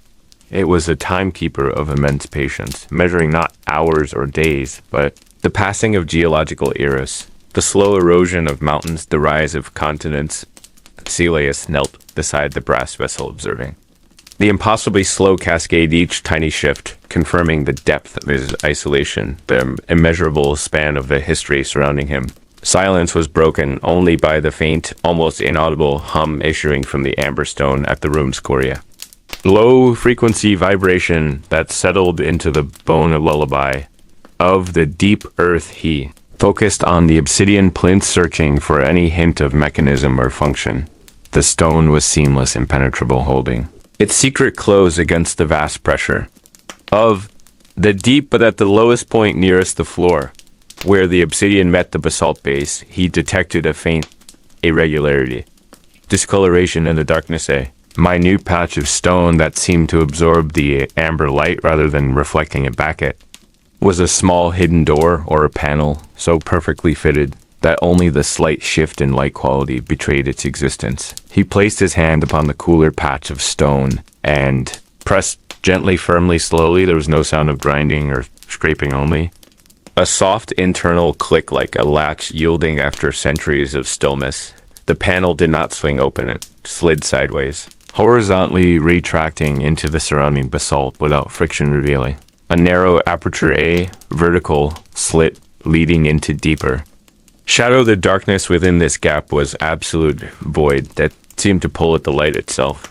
He hesitated for a long, deep moment, his breath held captive in the ancient air. This was the threshold, the true inward turning of the journey. He moved closer to the dark mouth of the opening. A faint metallic aroma drifted out, the scent of aged copper and mineral dust mixed with something else utterly undefinable, a smell of compressed knowledge. He looked back at the comforting glow of the amber stone, the perfect, steady rhythm of its light, a final assurance before plunging into the unknown corridor. Lowered his body slowly, carefully slipping through the narrow aperture. The smooth, cold basalt scraping lightly against his woolen cloak, he was instantly enveloped by the deep obsidian shadow. The corridor was tighter than the room before, confining space that pressed close upon his shoulders. He could no longer see the amber light, only the residual spectral glow on his own skin, which faded rapidly, leaving him in pure blackness. He relied entirely on touch now. Hand trailing along the cold, damp wall, the other stretched out before him, feeling for air or void. The floor underfoot was no longer smooth basalt, but natural rough-hewn rocks, lightly slippery with condensation, indicating a further depth, a closer proximity to water. He walked perhaps 50 paces, measured by the slow, deliberate rhythm of his footsteps, until the passage opened suddenly, not into a vast chamber, but into a small enclosed grotto. The air here was intensely cold, holding the chill of subterranean streams. The center of the grotto lay a pool of water, perfectly still and utterly black, reflecting nothing, because there was nothing to reflect, but floating upon the liquid obsidian surface was a single sheet of material, thin, fragile membrane of something like parchment, but impossibly translucent. It was barely visible in the darkness, marked only by a faint sheen, a subtle distortion on the water's surface. Celius reached out carefully, dipping his fingers into the icy water. Felt unnaturally heavy, unnaturally dense. He drew the fragile sheet toward him. It resisted, slightly clinging to the Water's tension, he lifted it slowly, gently, air holding. It between thumb and forefinger, it was not paper or vellum, but perhaps solidified mist or petrified shadow, and etched upon its surface were symbols that pulsed with a slow internal light. Light far fainter than the amber sphere, a silvered luminous script that spoke of boundaries and crossings, of limits and voids as he held the sheet suspended. A single droplet of water fell from its edge and struck the still black surface of the pool. Ripple that spread outward did not dissipate against the stone walls. It grew larger, expanding endlessly until the entire surface began to vibrate. The vibration was not felt as shaking, but as a deep internal resonance, a soundless harmonic shift within. The rock itself from the depths of the pool, beneath the shimmering membrane of water, a profound sigh arose, hushed, ancient, and sorrowful. Was not the sound of wind or rock grinding, but the sound of memory escaping, a heavy exhalation of compressed time. Elias froze, his heart pounding against his ribs. He looked down into the black water, which now seemed to possess a terrible depth and abyssal space beneath the cave floor, and the delicate silvery script on the parchment in his hand began to glow brighter. Rapidly, intensely, its symbols, shifting subtly, rearranging themselves into a complex flowing diagram of celestial movement. The water pulsed faster now. The cold air thickened around him, and from the profound depth of the black pool a new slow rhythmic click began, faint, persistent, inevitable, like a watch ticking at the bottom of the ocean, counting down the final moments of a civilization. He held the glowing parchment tight and his grip suspended over the water's unknowable surface, waiting for the next silent movement from below the exquisite darkness, holding its breath. Slow seep of wood smoke still clings low near the rafters of the winter dwelling. A comforting veil of peat soot gently settles upon the skin, and the worn leather hides. Heart of the sleeping structure breathes a shallow and steady warmth, now barely contesting the profound chill of the encroaching evening. Outside the thick wattle and daub walls, the world has retreated into a dull hum of moisture and distance only. The faintest sound of the tethered livestock stirs a low groan of muscle and the slow chewing of the last dried hay. An ancient rhythm dictates the village silence after the sun has long dissolved behind the ridge of the downland. Deep quiet is not empty, but filled with the myriad small sounds of wood cooling and earth settling beneath the weight of the massive mound. It is a low-frequency, thrumming sensation that speaks of permanence and the deep-rooted continuity of this place.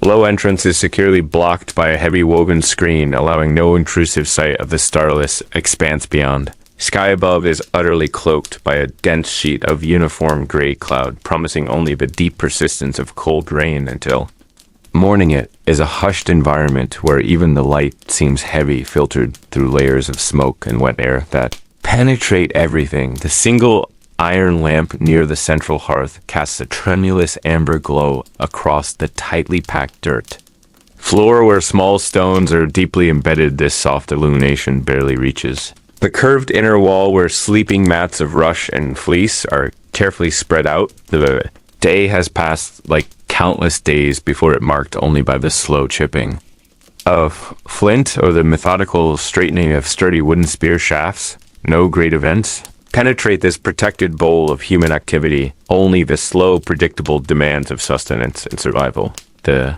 meticulous preparation of flax fibers for the long process of spinning represents the quiet, endless industry of the women. Each movement is slow, practiced, utterly necessary of the ancient cycle of creation and repetition. They are movements devoid of urgency, imbued instead with the deep patience required when working against the slow march of the northern weather.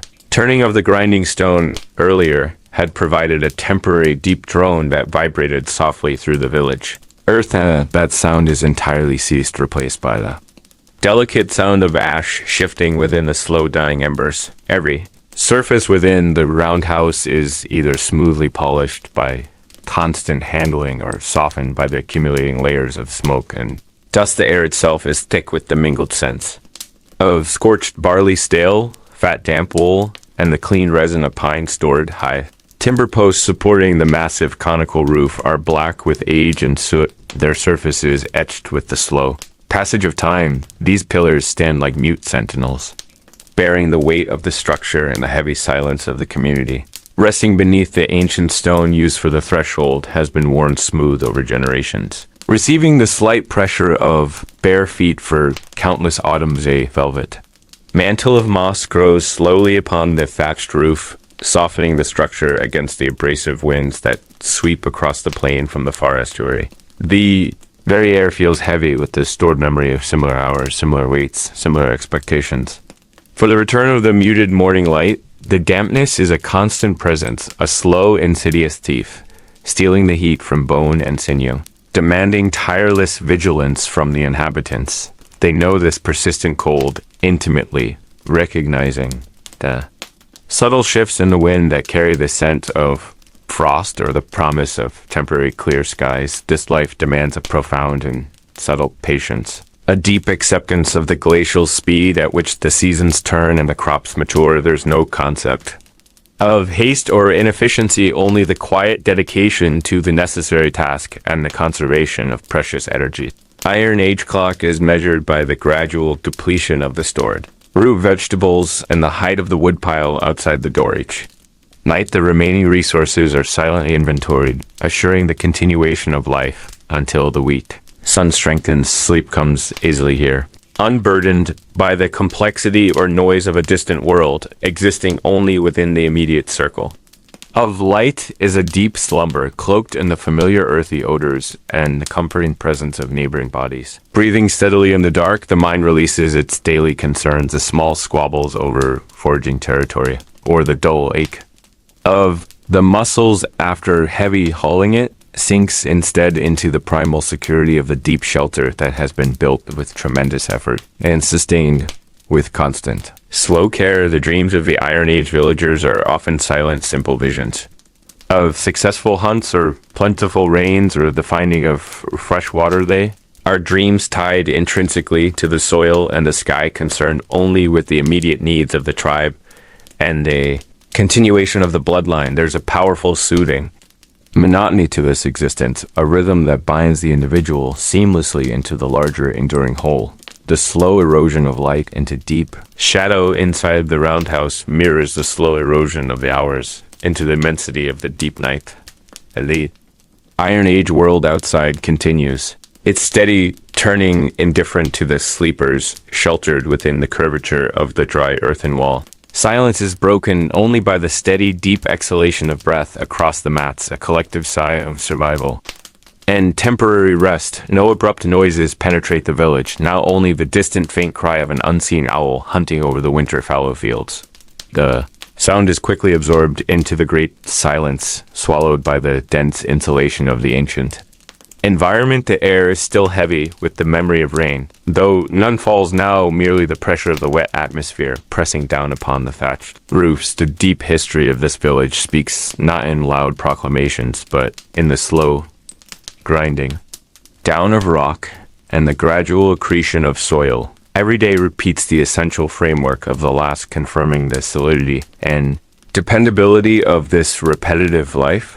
The feeling is one of profound security, built not on high walls but on the deep familiarity with the land and the unwavering support of the few kin remaining close. The deep sleep absorbs the anxieties of the body, making light the heavy burden of cold, and the pervasive damp only the rhythmic drip of water from the eaves finds its way into the consciousness, a perfectly measured metronome counting out the stillness drop after slow cold drop, measuring the passage of the unseen hour in the absolute darkness of the high British hills, a hypnotically slow repeating sound marking the time that passes equally, whether awake or deeply immersed in slumber. The village rests, waiting patiently for the dawn that will bring with it only the expectation of the same slow essential duties, and the cycle begins its deep turning once more. Slow exhalation of the day settled heavy upon the wattle and daub walls. A profound quietude descended, cloaking the small enclosure in shadows deeper than the Iron Age itself. The air held a lingering warmth, a ghost of the afternoon sun trapped beneath the thick thatch of the roof. This evening stillness was not empty, but filled with 1,000 small repetitions. The hushed sounds of living that defined the long arc of time here, the central hearth still pulsed with a deep amber light, a gentle rhythmic heartbeat against the encroaching cold smoke. Rose lazily, a velvet plume diffusing slowly into the high darkness of the conical space. It carried the scent of dry oak and damp earth, a primal perfume of safety and permanence. The massive timbers supporting the roof stood silent monuments etched with the passage of countless hands. They bore the weight of seasons of rain and frost of short summer nights. And long winter watches around the fire pit figures moved with the slow, deliberate grace born of exhaustion and deep familiarity. Was no haste here, no sudden movement to break the spell of the gathering dusk. A piece of rough wool fabric lay discarded near the entrance, its uneven weave catching the last diffuse glow. The texture was coarse and honest, spun from the sheep that grazed the nearby slopes, their bells long since silenced for the night. Village slept in its own breath. Quiet churning of necessary life contained within the defensive ramparts. The low rhythmic sound of someone carefully arranging sleeping furs dominated the space. Subtle dragging sound across the packed earth floor, a sound repeated every evening. For 1,000 years, the furs were thick and heavy, cured hides of wild deer and domesticated ox, offering insulation against the cold stone beneath the stone itself was ancient, cool to the touch, reflecting the immense geologic time that underpinned this fleeting human settlement. It was the bedrock of stability, the quiet witness to all the generations born and buried within sight of this hill. For outside the roundhouse, the sounds were different, muted and distant, separated by the thickness of the walls. The high, faint chirping of insects ceased abruptly, signaling the absolute arrival of the night. Gentle breeze stirred the tall grasses. Just beyond the protective ditch, a soft susurrus sound like quiet whispers. The sound did not alarm. It merely confirmed the presence of the wild, untamed world held safely at bay. Firelight deepened the shadows, making the familiar forms within the house vast and slightly distorted. A leather water skin stood near the wall, reflecting the flickering light in a dull, oily sheen. Its surface was worn smooth by constant handling, the marks of fingers imprinted upon its supple hide. The smell of cured leather mingled with the smoke and the faint metallic tongue of stale water. Everything here possessed a density, a material reality born of handwork and necessity. The repetition was the comfort, the steady daily grinding of grain, the mending of the fence, the watchful tending of the livestock. It formed a continuous flow, an unbroken stream of existence that defied the notion of individual importance. Only the cycle mattered, the endless return to the hearth, the slow rise and fall of the village breath. The small pile of newly sharpened flint tools rested near the doorway, catching the light teach edge. Was clean and brutal, ready for the morning's tasks of cutting, scraping, and shaping. The world the maker's hands had labored slowly, patiently, releasing the necessary sharp points from the dense gray stone. This labor was not exciting. It was profound. A quiet commitment to survival etched in quartz. The hypnotic quality of the slow burn held the attention captive. Each piece of wood diminished into glowing coals, silently contributing to the essential warmth. The transformation was gradual, inevitable. A quiet lesson in the relentless march of entropy. Low drone began the soft humming of a woman preparing her mind for sleep. The sound was elemental, simple, carrying no discernible melody, only the rhythm of deep physical rest. It vibrated subtly against the thick clay mortar of the walls, a resonance of human presence. The weight of the darkness pressed in from all sides, yet failed to penetrate the secure shell. The home, the roundhouse, was a sphere of light and warmth suspended in the vast cold silence of ancient Britain. The fire hissed slightly as a droplet of moisture escaped a piece of green wood. This tiny sonic interruption was immediately absorbed by the enveloping quiet, emphasized the silence rather than breaking it, drawing the ear closer to the subtle nuances of the settling night. The thick moss growing on the exposed edge of the thatch held the dampness of the evening. Too, it smelled clean and cold, a counterpoint to the interior warmth and the heavy smell of humanity. Roof was a living boundary separating the domestic order from the wild disorder of a night sky. Looking Up into the apex of the roof, the intricate structure of the rafters was barely visible, a dark latticework of wood disappearing into the deepest shadows where the smoke collected before escaping through the vent. Sheer engineering of the simple form spoke of inherited knowledge passed down without writing, without question, just the necessary way to keep the rain out and the warmth in. Year after slow Yara child shifted slightly in their sleep, a small soft sigh. Immediately stifled by the surrounding blankets, the sound was fragile, a momentary crack in the adult. Stillness quickly sealed by the quiet vigilance of the parents' sleep. Was the ultimate surrender the deepest repetition, the required recovery for the coming demands? The air grew heavier, denser with the combined breath of the inhabitants. Was a communal atmosphere, thick with the history of shared meals, shared sorrows, shared silence.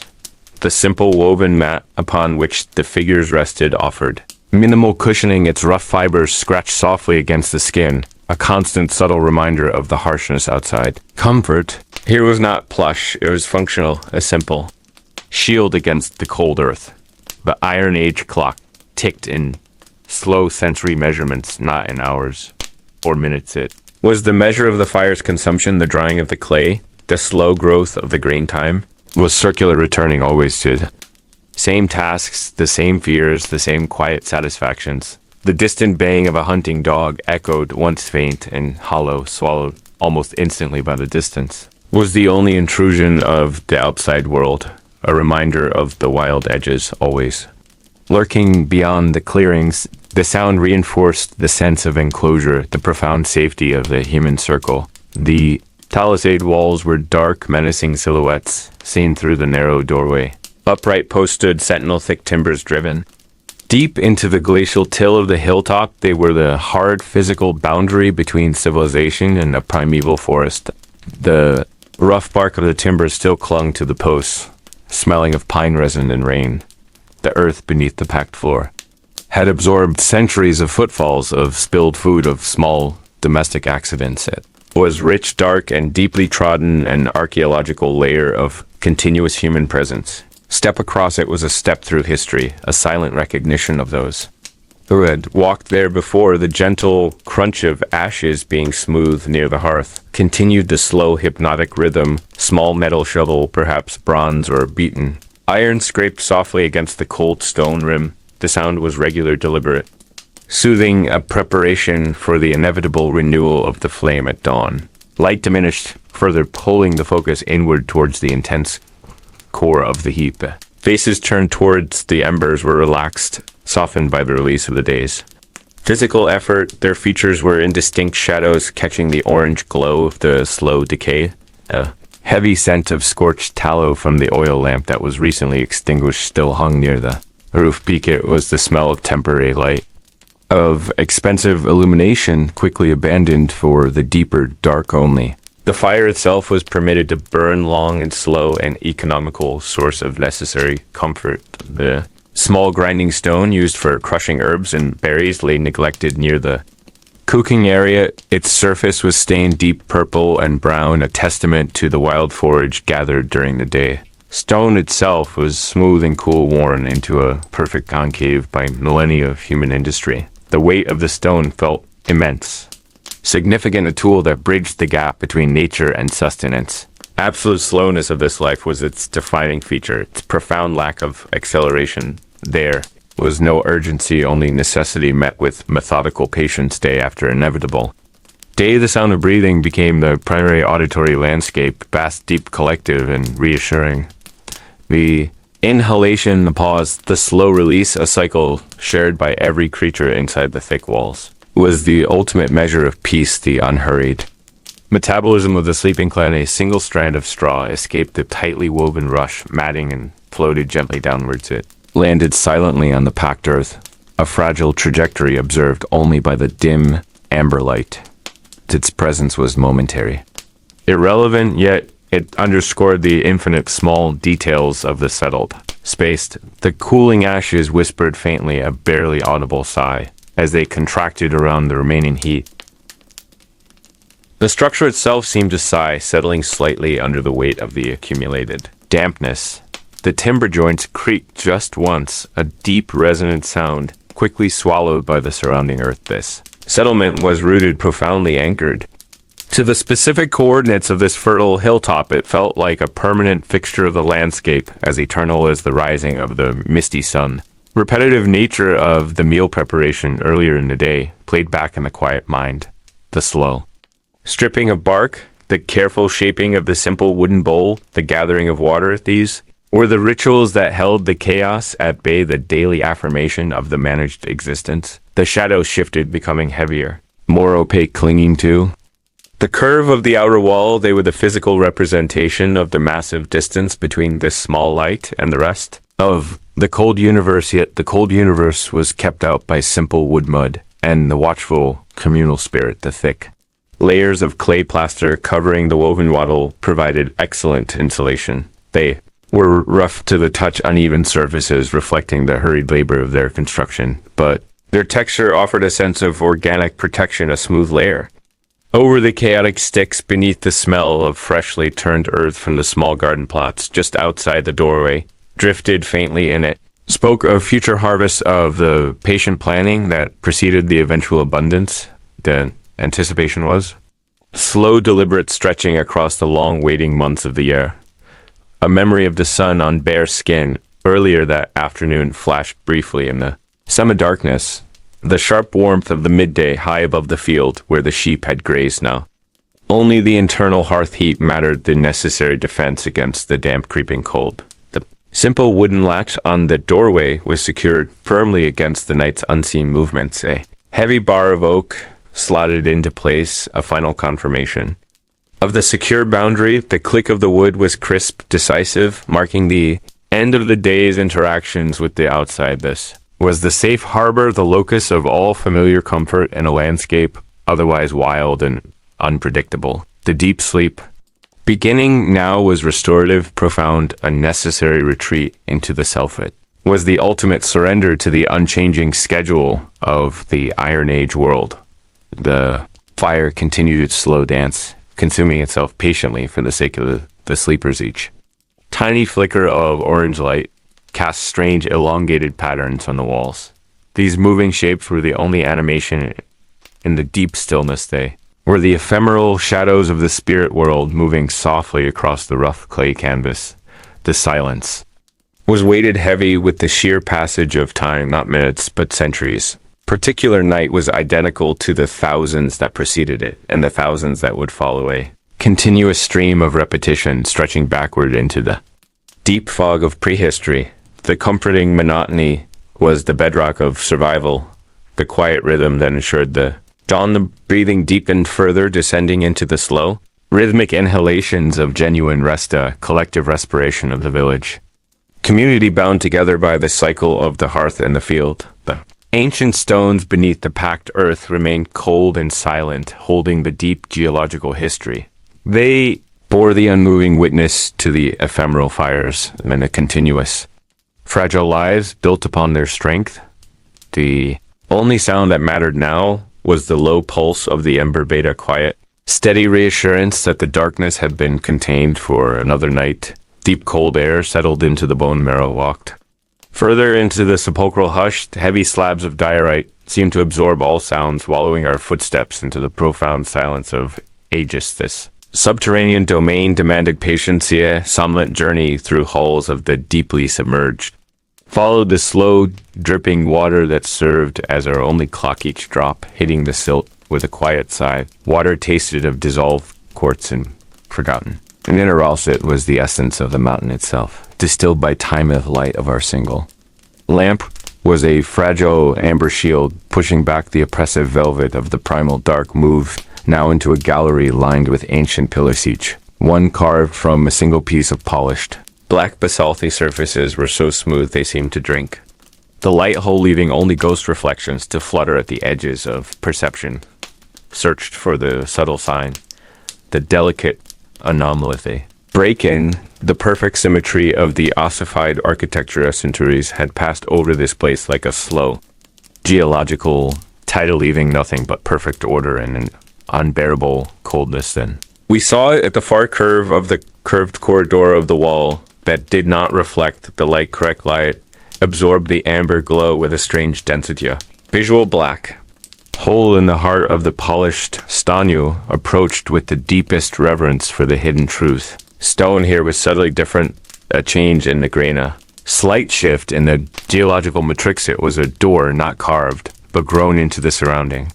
Rock pressed against the surface with careful hands. Stone yielded slowly, not with a grinding sound, but with a heavy hydraulic sigh of released. Pressure of the passage beyond was narrow and strictly vertical, a chimney of darkness leading further. Into the earth's hearth, air rushing out smelled intensely of ozone and deep aroma. Metallic scent that spoke of geological energy descended carefully into the absolute, darkling entirely on the sense of touch and the instinct for downward. Motioned walls of the chute were not finished or smoothly, or rough raw mineral faces slick with chilled moisture. A descent lasted for what felt like the span of an entire night, a slow drifting journey away from the known world. When our feet finally touched level ground, the sensation was not of stone or earth, but of fine dry sand that cushioned the impact we'd entered a vast cavern. Beyond measuring a chamber of unimaginable scale, entirely cloaked in shadows, lamps' weak light revealed only the ground immediately around you as a wide expanse of pale, clean crystalline sand above us. The ceiling was miles away, unreachable, unseen. This was the subterranean ocean of the mountains, sleep, a silent repository of geological time. Began to walk across the sand, slowly, deliberate telleth. Grain shifted beneath our weight with a whisper sound that magnified in. The endless volume of the spacesuit had to assume a destination existed somewhere across this void of purpose-built structure. Within the natural immensity, after an age of walking, the darkness ahead began to thin it by the density of the air, changing a faint luminescence began to assert itself far away, a muted source of spectral white glow. It was not fire or artificial radiancy, was the soft, cold luminescence of deep mineral phosphorescence. Walked toward it, drawn by it, its ethereal promiseth. Closer we came, the clearer the air became, and the sand underfoot slowly transitioned back to solid.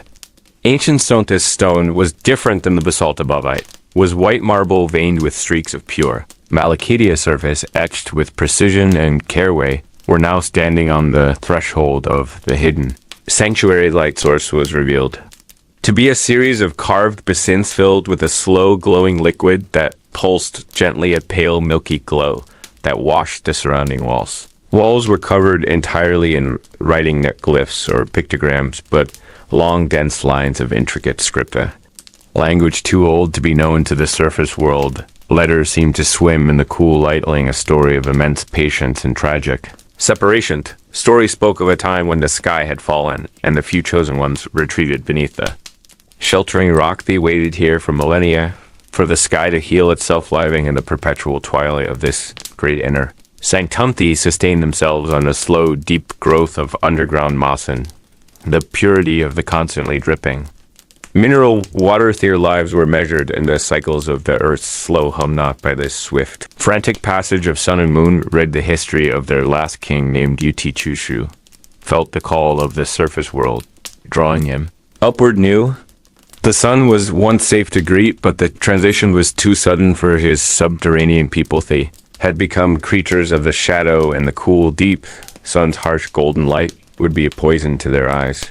Eutychus made the final painful choice, seal the entrances and allow his people their eternal sleep. A silent promise of protection from the world of saw the final lines of the chronicler in a trembling hand, suggesting his final moments, spoke of the object he left behind. A single guiding principle for any who might follow it was to be a beacon and a lock, a symbol of the great refusal. Object was not here among the marble tables. Searched the perimeter, the carved niches, the subtle recesses, a low hum from the glowing liquid basins filled the air, a muted resonance that felt like memory itself, and we noticed a slight imperfection near the center of the floor. Small circular indentation in the polished marble. It was exactly the size of a human talman. Directly above it hung a single slender chain descending from the high invisible ceiling. Chain was wrought from an unknown metallic substance. It was dark and did not reflect the light, but absorbed it. At the end of the chain was nothing but air, faint cold spot hovering above the circular mark. We looked back to the etching of Eutychus's final entry. spoke of the sunstone, the heart of their light that held the memory of the light. A buff chain was meant to hold the sunstone. In perfect equilibrium realized. The object had been moved or Takembe chamber was complete, the history revealed, but the essential key to the closing was only a slow feeling of dread began to crawl up the spiny Eutychus had sealed. The passage who had unsealed Iton, more importantly, who had taken the stone of light we stood, listening to the cavern's profound quiet waiting for an echo that would never arriveth ere suddenly tasted. Less of ozone and more of ozone and more. Of distant fresh rain, a subtle but unmistakable scent of the world above, meaning a breach existed, a fissure opened. Somewhere a weakness in the ancient king's final seal followed the slight trace of the fresh rain scent it led us away from the main. Chamber back toward the perimeter, it led us to a place where the smooth marble wall met the rough malachite. There was no obvious door, no crack, no fishery. The scent of rain grew stronger here, a cool, wet promise of the surface. World were pressed. Our hands against the joining of the two stone types and felt a strange intermittent vibration, a slow, irregular pulse, deep within the rock it felt organic. Almost like a heartbeat leaned closer to the wall, pressing our ear against the cold surface heath. Vibration transmitted a low, whispering sound too faint to translate, too soft to understand it.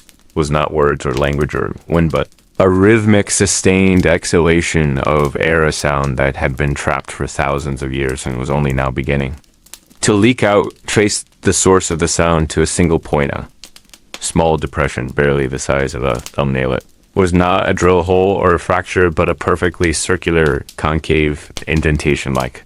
A single tear had dried and been polished into.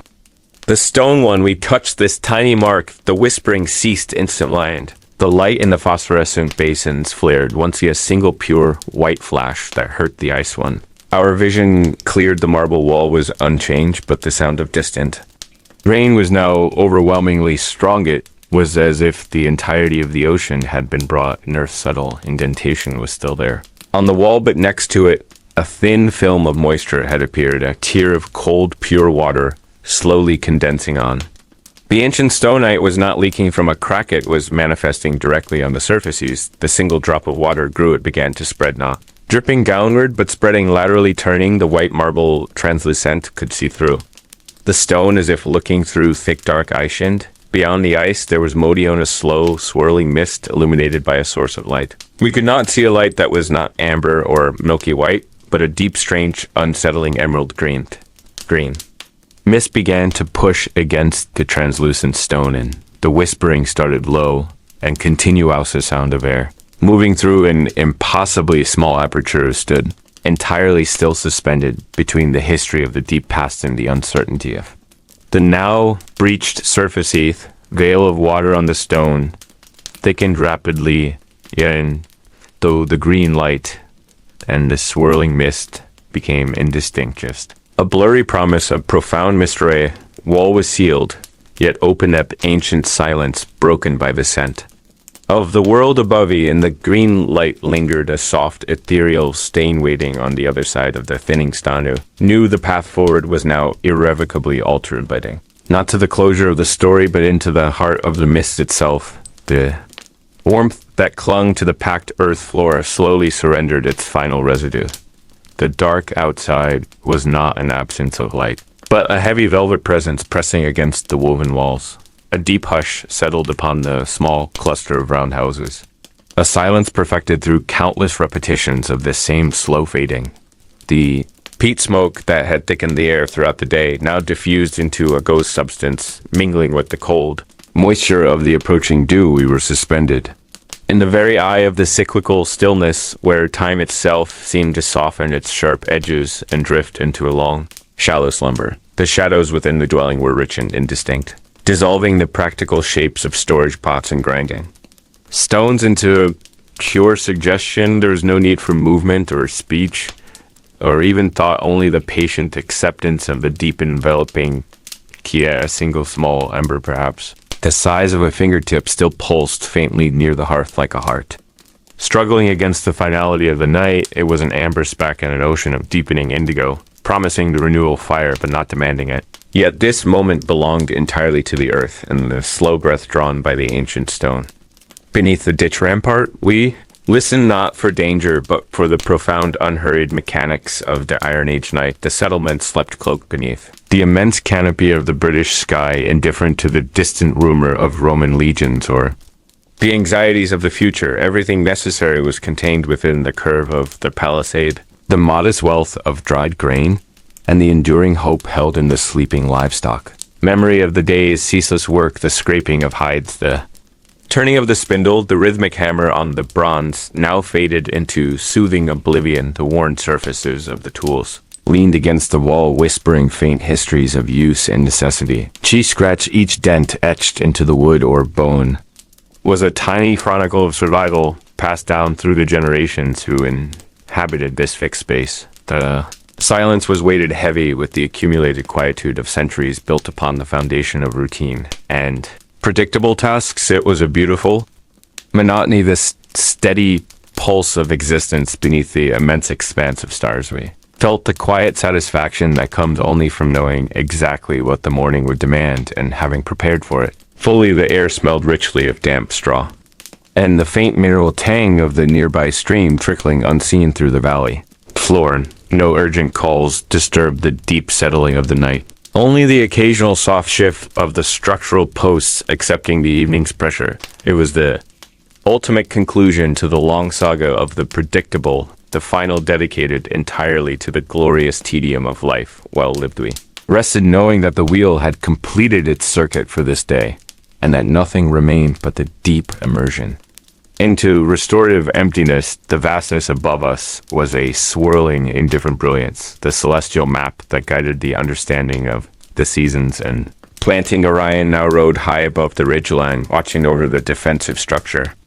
A cold, distant shepherd guarding this small flock of sleepers. We imagined the thick mud and wattle walls holding fast against the slow, pervasive infiltration of the nighttime. Air keeping the warmth trapped and treasured. The very earth seemed to sigh, settling its mass around this sleeping village, offering its immense gravitational comfort. The sensation was one of being profoundly anchored, fixed to this place by the roots of tradition and the constant pull of the homestead. There was a singular perfection in the repetition, the same smoke, the same shadows, the same slow surrender to the heavy cloak of sleep. Allowed the tension in our shoulders to release the muscles in our jaws, to unclench the mind, slowing its rapid spin into a gentle drift. Every worry, every fleeting concern about the next planting season or the state of the iron ore was gently deferred until the return of light this dark interim, was sacred, reserved only for the slow process of cellular renewal and the reconstruction of physical strength. The quiet humming sound we perceived was perhaps only the sound of our own blood moving slowly through resting veins or the far-off sigh of the wind. Across the high hills, it was a comforting low-frequency sound and anchor point. In the otherwise featureless void of the deepest night, we moved closer to that quiet vibration, letting the sound dissolve the edges of our conscious awareness. The Iron Age village dissolved with us, folding into the vast landscape of ancient Britain. A small beacon of human persistence. We felt the smooth-worn texture of the animal skin laid beneath us, providing insulation from the cold kiss of the ground. The weight of the heavy wool blanket pressed down, offering a secure enclosure against the infinite cold outside the Roundhouse dome. The memory of the day's simple bread, the taste of warm milk, and the robust flavor of wild herbs now softened into a pleasant, lingering resonance. It was the nourishment not just of the body, but of the soul. The quiet certainty that the land had provided once, the sleep that waited, was not mere unconsciousness, but a slow sinking into the collective dream of generations who had lived and died by the same rhythms we were becoming of the soil of the thatch, of the enduring wooden structure that had sheltered so many similar nights. Great wheel turned imperceptibly carrying. They used deeper into the heart of the darkness, where true rest resides, undisturbed and absolute. We embraced the stillness, the deep, unwavering, unhurried stillness that defines the simple truth of human existence, bound to the earth. The long journey through the cyclical monotony of the Iron Age life now reached its final point of respite. was a gentle conclusion, a soft whisper of fulfillment settling over the ramparts, and the silent trackways allowed our breathing to slow to match the pace of the sleeping village, long, shallow, and deeply rooted. Inhalation drew in the quiet history of the place. Each exhalation released the final traces of wakefulness. The entire world narrowed down to the sensation of comfort, the warmth, the dark. The deep hypnotic quiet. We rested in the knowledge that tomorrow would mirror today, offering the beautiful challenge of routine. And the reward of simple, enduring purpose. There was nothing left to watch, to worry about, or to anticipate, only the profound invitation of the deep. Unbroken sleep. The ancient stone beneath the settlement held us firm, grounding us to the very foundation. Of this quiet civilization, we sank further still into the rich black soil of sleep, dissolving into the peace of the boring Celtic Iron Age night. The slow, pervasive silence enveloped every corner of the dwelling. Every remnant of sound, every shred of light rests now, and become of the great enduring rhythm of this sleeping earth. Heavy mantle of night had settled thick upon the downland. The air inside the dwelling was hushed and deeply still and lay. The distant sound of the wind worried the edges of the thatch. A steady sigh passing over the ancient burial mounds outside the hearth was a low, deep reservoir of fading warmth. Each stone retained the memory of the day's fierce heat, releasing it slowly, reluctantly into the dark air. A subtle warmth touching the exposed skin of the sleeping figuracy were wrapped in rough spun wool, cloaked in the deep slumber by the relentless turning of the quern stone and the demanding pull of the heavy wooden plow. The straw bedding beneath them rustled infrequently, a soft, dry whisper whenever a limb shifted in the darkness. Village dogs were silent now. Their patrol paused, their vigilance momentarily surrendered to sleep only below. Warm breathing of the cow, tethered in the small pen adjacent, provided a rhythmic reassurance of life close. By a slow, heavy puff of breath mixing with the lingering wood smoke heat, scent of damp earth and stored grain filled the roundhouse interior. Rich primal perfume of necessity and survival. Hours stretched long and utterly undisturbed.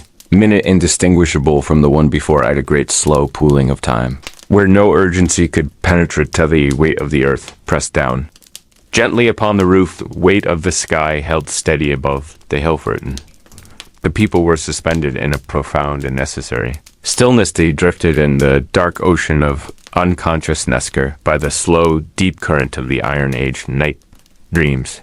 If they came were simple things, the movement of sheep across the short green grass, satisfying splash of water drawn from the wealth, glint of the firelight upon the worn handle of an Exethi's quiet visions were as mundane as the waking life.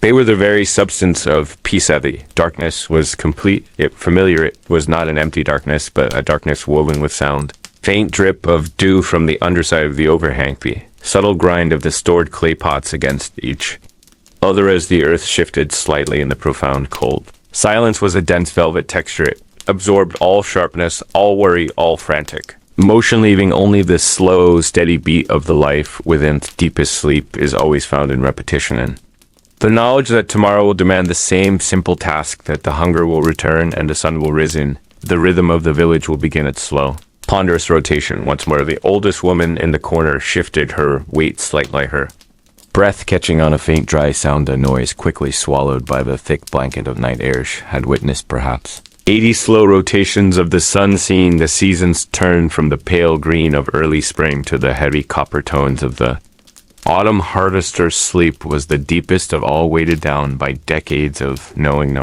The exact feel of wet clay in the morning, chill knowing, the precise sound of the distant approach of a herd knowing, the heavy comfort of this ancient routineth. First pale tremor of pre-dawn light arrived, not a set dilution of the absolute blackness rather than a clear illumination. It seeped slowly through the smoke hole above the hearth, a gray pearl light touching the soot-staling timbers. Change was glacial, imperceptible to the sleeping eye, but the temperature began its subtle, slow descent. Final exhalation of the previous day's heat escaping the enclosure, a thin, cold kiss of morning air tracing the edges of the sleeping mats. Deep quiet began to fracture slowly. Reluctant live wind outside picked up a sharper edge to its passage. The Cry of a single distant bird carried on the cold air, a high thin call across the dew-soaked fields, then the small noises of waking. Began a cough, quickly muffled a stretching of muscles, long at rest. Sound of bare feet finding the cold earth flora, soft dull padding sound across the compacted clay. First movement was always toward the hearth, vital necessity of rekindling.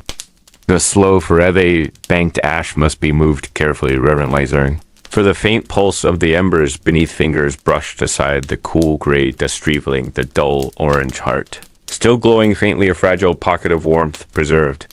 Through the long night dry tinder was offered gently, carefully thin slivers of prepared willow bark and dried moss placed. Tenderly against the glowing heart of the Fireth was held a moment of quiet anticipation, then the low, soft blowing of the first gentle breath coaxing the ember into a small, tentative flicker.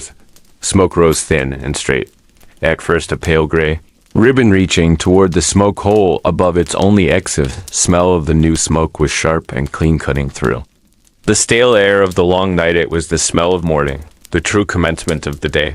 Roundhouse began to absent, returning light. Familiar shapes of the wooden bowls and leather bags emerged, slow etched into the returning visibilic object, resting exactly where it had been placed the night before. Nothing was hurried in this first hort preparation was a deliberate ritual, a slow acknowledgement of the demanding world waiting outside. A small girl was sent to the well, her small feet moving surely over the familiar path, clay jug cool and smooth against her hands, weight of it comforting yet demanding.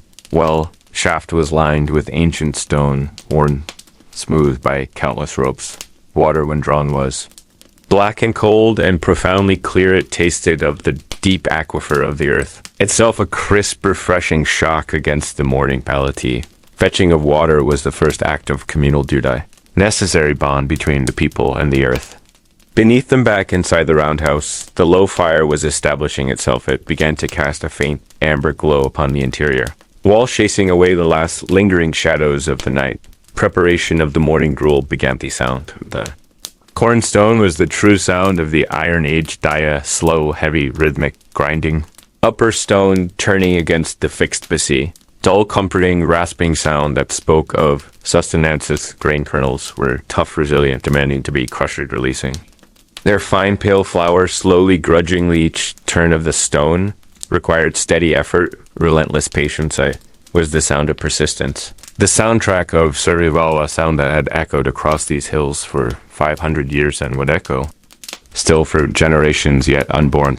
Sun now touched the highest point of the eastern sky. It was still unseen from within the valley floor, but its light was a definite presence, a warmth upon the high slopes. People ate slowly, silently, the gruel, warm and satisfying, filling the belly with the necessary fuel for the day's slow labor. Rough wooden spoons scraped gently against the clay bowls, a low scraping chorus of necessity. There was no need for quick words or rushed plans. Day's work was already known, already set in motion by the seasons. Men would move to the fields to check the winter wheat-o, mend the fences where the wild boar had pushed through.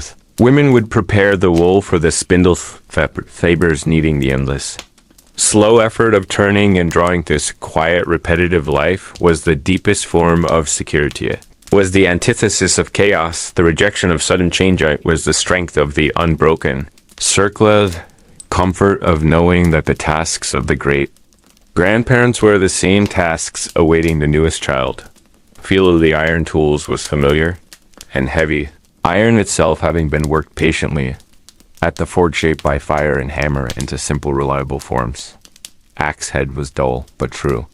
Its edge still capable. Sickle was curved perfectly to the hand's grip. These were extensions of the self-instruments of cooperation with the soil. They were ancient partners in the long, slow conversation with the land. Morning air now fully illuminated the species. Straw matting showed its pale yellow color. Clay walls showed the warm ochre tones of the local earth. World was present, solid, palpable. Great round stone of the village gate was being rolled as via heavy grating, sound signaling the opening of the perimeter. Sheep would be moved out now, following the herdsmen, their faint, anxious bleating fading quickly as they climbed the slope, seeking the fresh grass on the higher pastures. The village settled into the A long, slow hum of mid-morning labora, steady undercurrent of soft sounds. Gentle thud of the mallet, the scraping of the hide being preparedly. Whisper of the spinning whirl turning endlessly on the thigh. Children played quiet games in the center space, their voices low, subdued by the gravity of the adults' work. They mimicked the labor they would soon inherit, pretending to grind grain or carve small pieces of wood, practicing the repetitive motions that defined their destiny this day. Was precisely like all the thousands of days before Iden, precisely like all the thousands that would follow it. Was a single breath in the long, slow life of the settlement, a single link in the colossal chain of time. Sun rose higher, climbing toward its zenith, casting short, solid shadows upon the ground. Air grew warmer, thicker, fragrant, with wood smoke and dry grass. Hours flowed like thick, cold honey, slowly. Deliberate telly, moment was wasted, no moment rushed. Beckow's time itself was abundant. Endless patience. Earth waited, and the work continued. Weight of the Iron Age pressed close, now a deep, heavy security of sameness. The long arc of history curved gently around this small place, protecting it with repetition, with ritual, with the unbroken cyclic. Work would continue until the evening. Shadows lengthened until the sun began its slow decline toward the western. Or until the chill air of the downs reminded them of the need for the fire once more reigned. Then the quiet return, the closing of the gap, the slow cooling of the tools, the banking of the embers. Settling of the village into its deep recurring sleep. The cycle repeats, and the ages turn, but the quiet life remains. The true enduring memory, the hypnotic rhythm of the village fades. Now into the deep, endless quiet of the stone and the soil. Silence holds the historian, the ancient world rests. Slow, deep sleep comes now heavy and complete. The deep cold. Air whispered of closure, soft cycles completed, and ancient promises kept. The final archway of dark basalt stood Waitinga, silent sentinel, guarding the heart of the world we sought. We stepped through the threshold, living the brittle echoes of the long climb behind us. The light inside was not the blazing sun, but a soft, eternal luminescencia. Quiet diffusion of moonlight filtered through seams of quartz. Chamber was vast and monumental, bowl carved from the living mountain itself. Its floor was polished obsidian, reflecting the slow drift of dust motes suspended in the chill air. The silence here was absolute. Not the absence of sound, but the presence of stillness, a profound resonant quiet that pressed gently against the inner ear. There were no gilded treasurettes, no stacked scrolls bound in brittle leather, no cinnabar etchings detailing forgotten wars. Ancient wisdom we chased across deserts and heights was written not on stone or parchment, but woven into the very fabric of the emptiness we understood. Then the deep lesson of the journey, that the history we saw was not a narrative to be read, but a state of being to be inhabited. A single pedestal stood centered on the obsidian floor. Upon it rested one thing, only a small cup of pale jade worn smooth by the centuries and glowing faintly with inner light. It was empty, a perfect vessel awaiting the dawn. Me gazed into its cool, deep well and saw reflected there only the shadow of our own quiet faces. The quest had dissolved into its final resolution. Chasing replaced by the finding, and the finding replaced by the simple act of awareness. Immense weight of the forgotten past now settled down around us, like soft silt. We drew a slow, languid breath, inhaling the scent of damp moss and crystalline altitude. The velvet darkness outside the chamber waited patiently, ready to reclaim the space when the pale moon slipped from the sky. But for this moment, this hushed eternity, were held safe within the heart of the mountain. The shadows lengthened. Now, though the light did not dimly, stretched themselves out like tired travelers, finally resting the thoughts that drove us early. Anxiety of the search, hunger for discovery, faded like distant smoke, leaving only a clean, smooth surface of mind. Imagine yourself now settled in this deep, profound stillness. Your ancient search is over. History has been absorbed, rests within you, not as knowledge to be rested, but as comfort to be felt. The polished stone beneath your bare feet turns. Soft it warms into the familiar security of your own resting place. The chill mountain air dissolves into the perfect temperature of your quiet room, your sheltered chrysalis, Let the great arches of basalt become the strong frame of your own bed solidifying. Your sense of peace, the obsidian floor now yields pumping the soft welcome of your sheets and blankets. Your body heavy and perfectly Aligned sinks. Deeper into the matrix of comfort, we leave the jade cup waiting on the pedestal. Its emptiness is full of potential, full of the sleep that awaits you now. The distant desert winds that guided us know, whisper only of gentle respite. They ruffle the fine hairs on your neck, a soothing rhythmic sigh. The centuries of history, the massive effort of the questal, reduce themselves to this one single truth. You are safe, you are deeply prepared for rest feel. The ancient energy of that silent hidden place permeating. Your muscles, your bones, your very core is an anchor of unparalleled stillness. You are drifting softly now on the deep ocean of time unburdened by the memory of the light or the memory of the shadow only. The soft yielding sensation of descent remains. The vast chamber closes itself slowly around Yannick to imprison, but to protect it.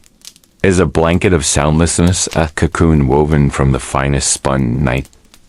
History of the world is a lullaby, and you are the child being sung to sleep. The grand conclusion of our long journey together is simply the beginning of your deepest dream. It is time to let the final vestiges of wakefulness fall away like dry autumn leaves. Let your eyelids feel heavy and thicklet. The muscles of your face become smooth and entirely slack. You are sinking, falling, floating into the boundless, quiet waiting. Beneath the surface of the night, and now my dearest companion, the journey of the silent archive finds its end. The final is closed. Last light of the hidden room now extinguishes itself, leaving us in the softest dark am beside. The quiet waters of your slumber. May the stillness you have found here among the ancient stones accompany you into the deepest heart of the night. May your dreams be cloaked in the velvet beauty of forgotten empires. May your breath remain slow and having a steady, soft rhythm against the universal quiet sleep. Deeply, now beloved listener, sleep deeply. Your journey is complete until the shadow of the crescent moon calls us back to the dust of history. Rest now, rest now, rest sleep.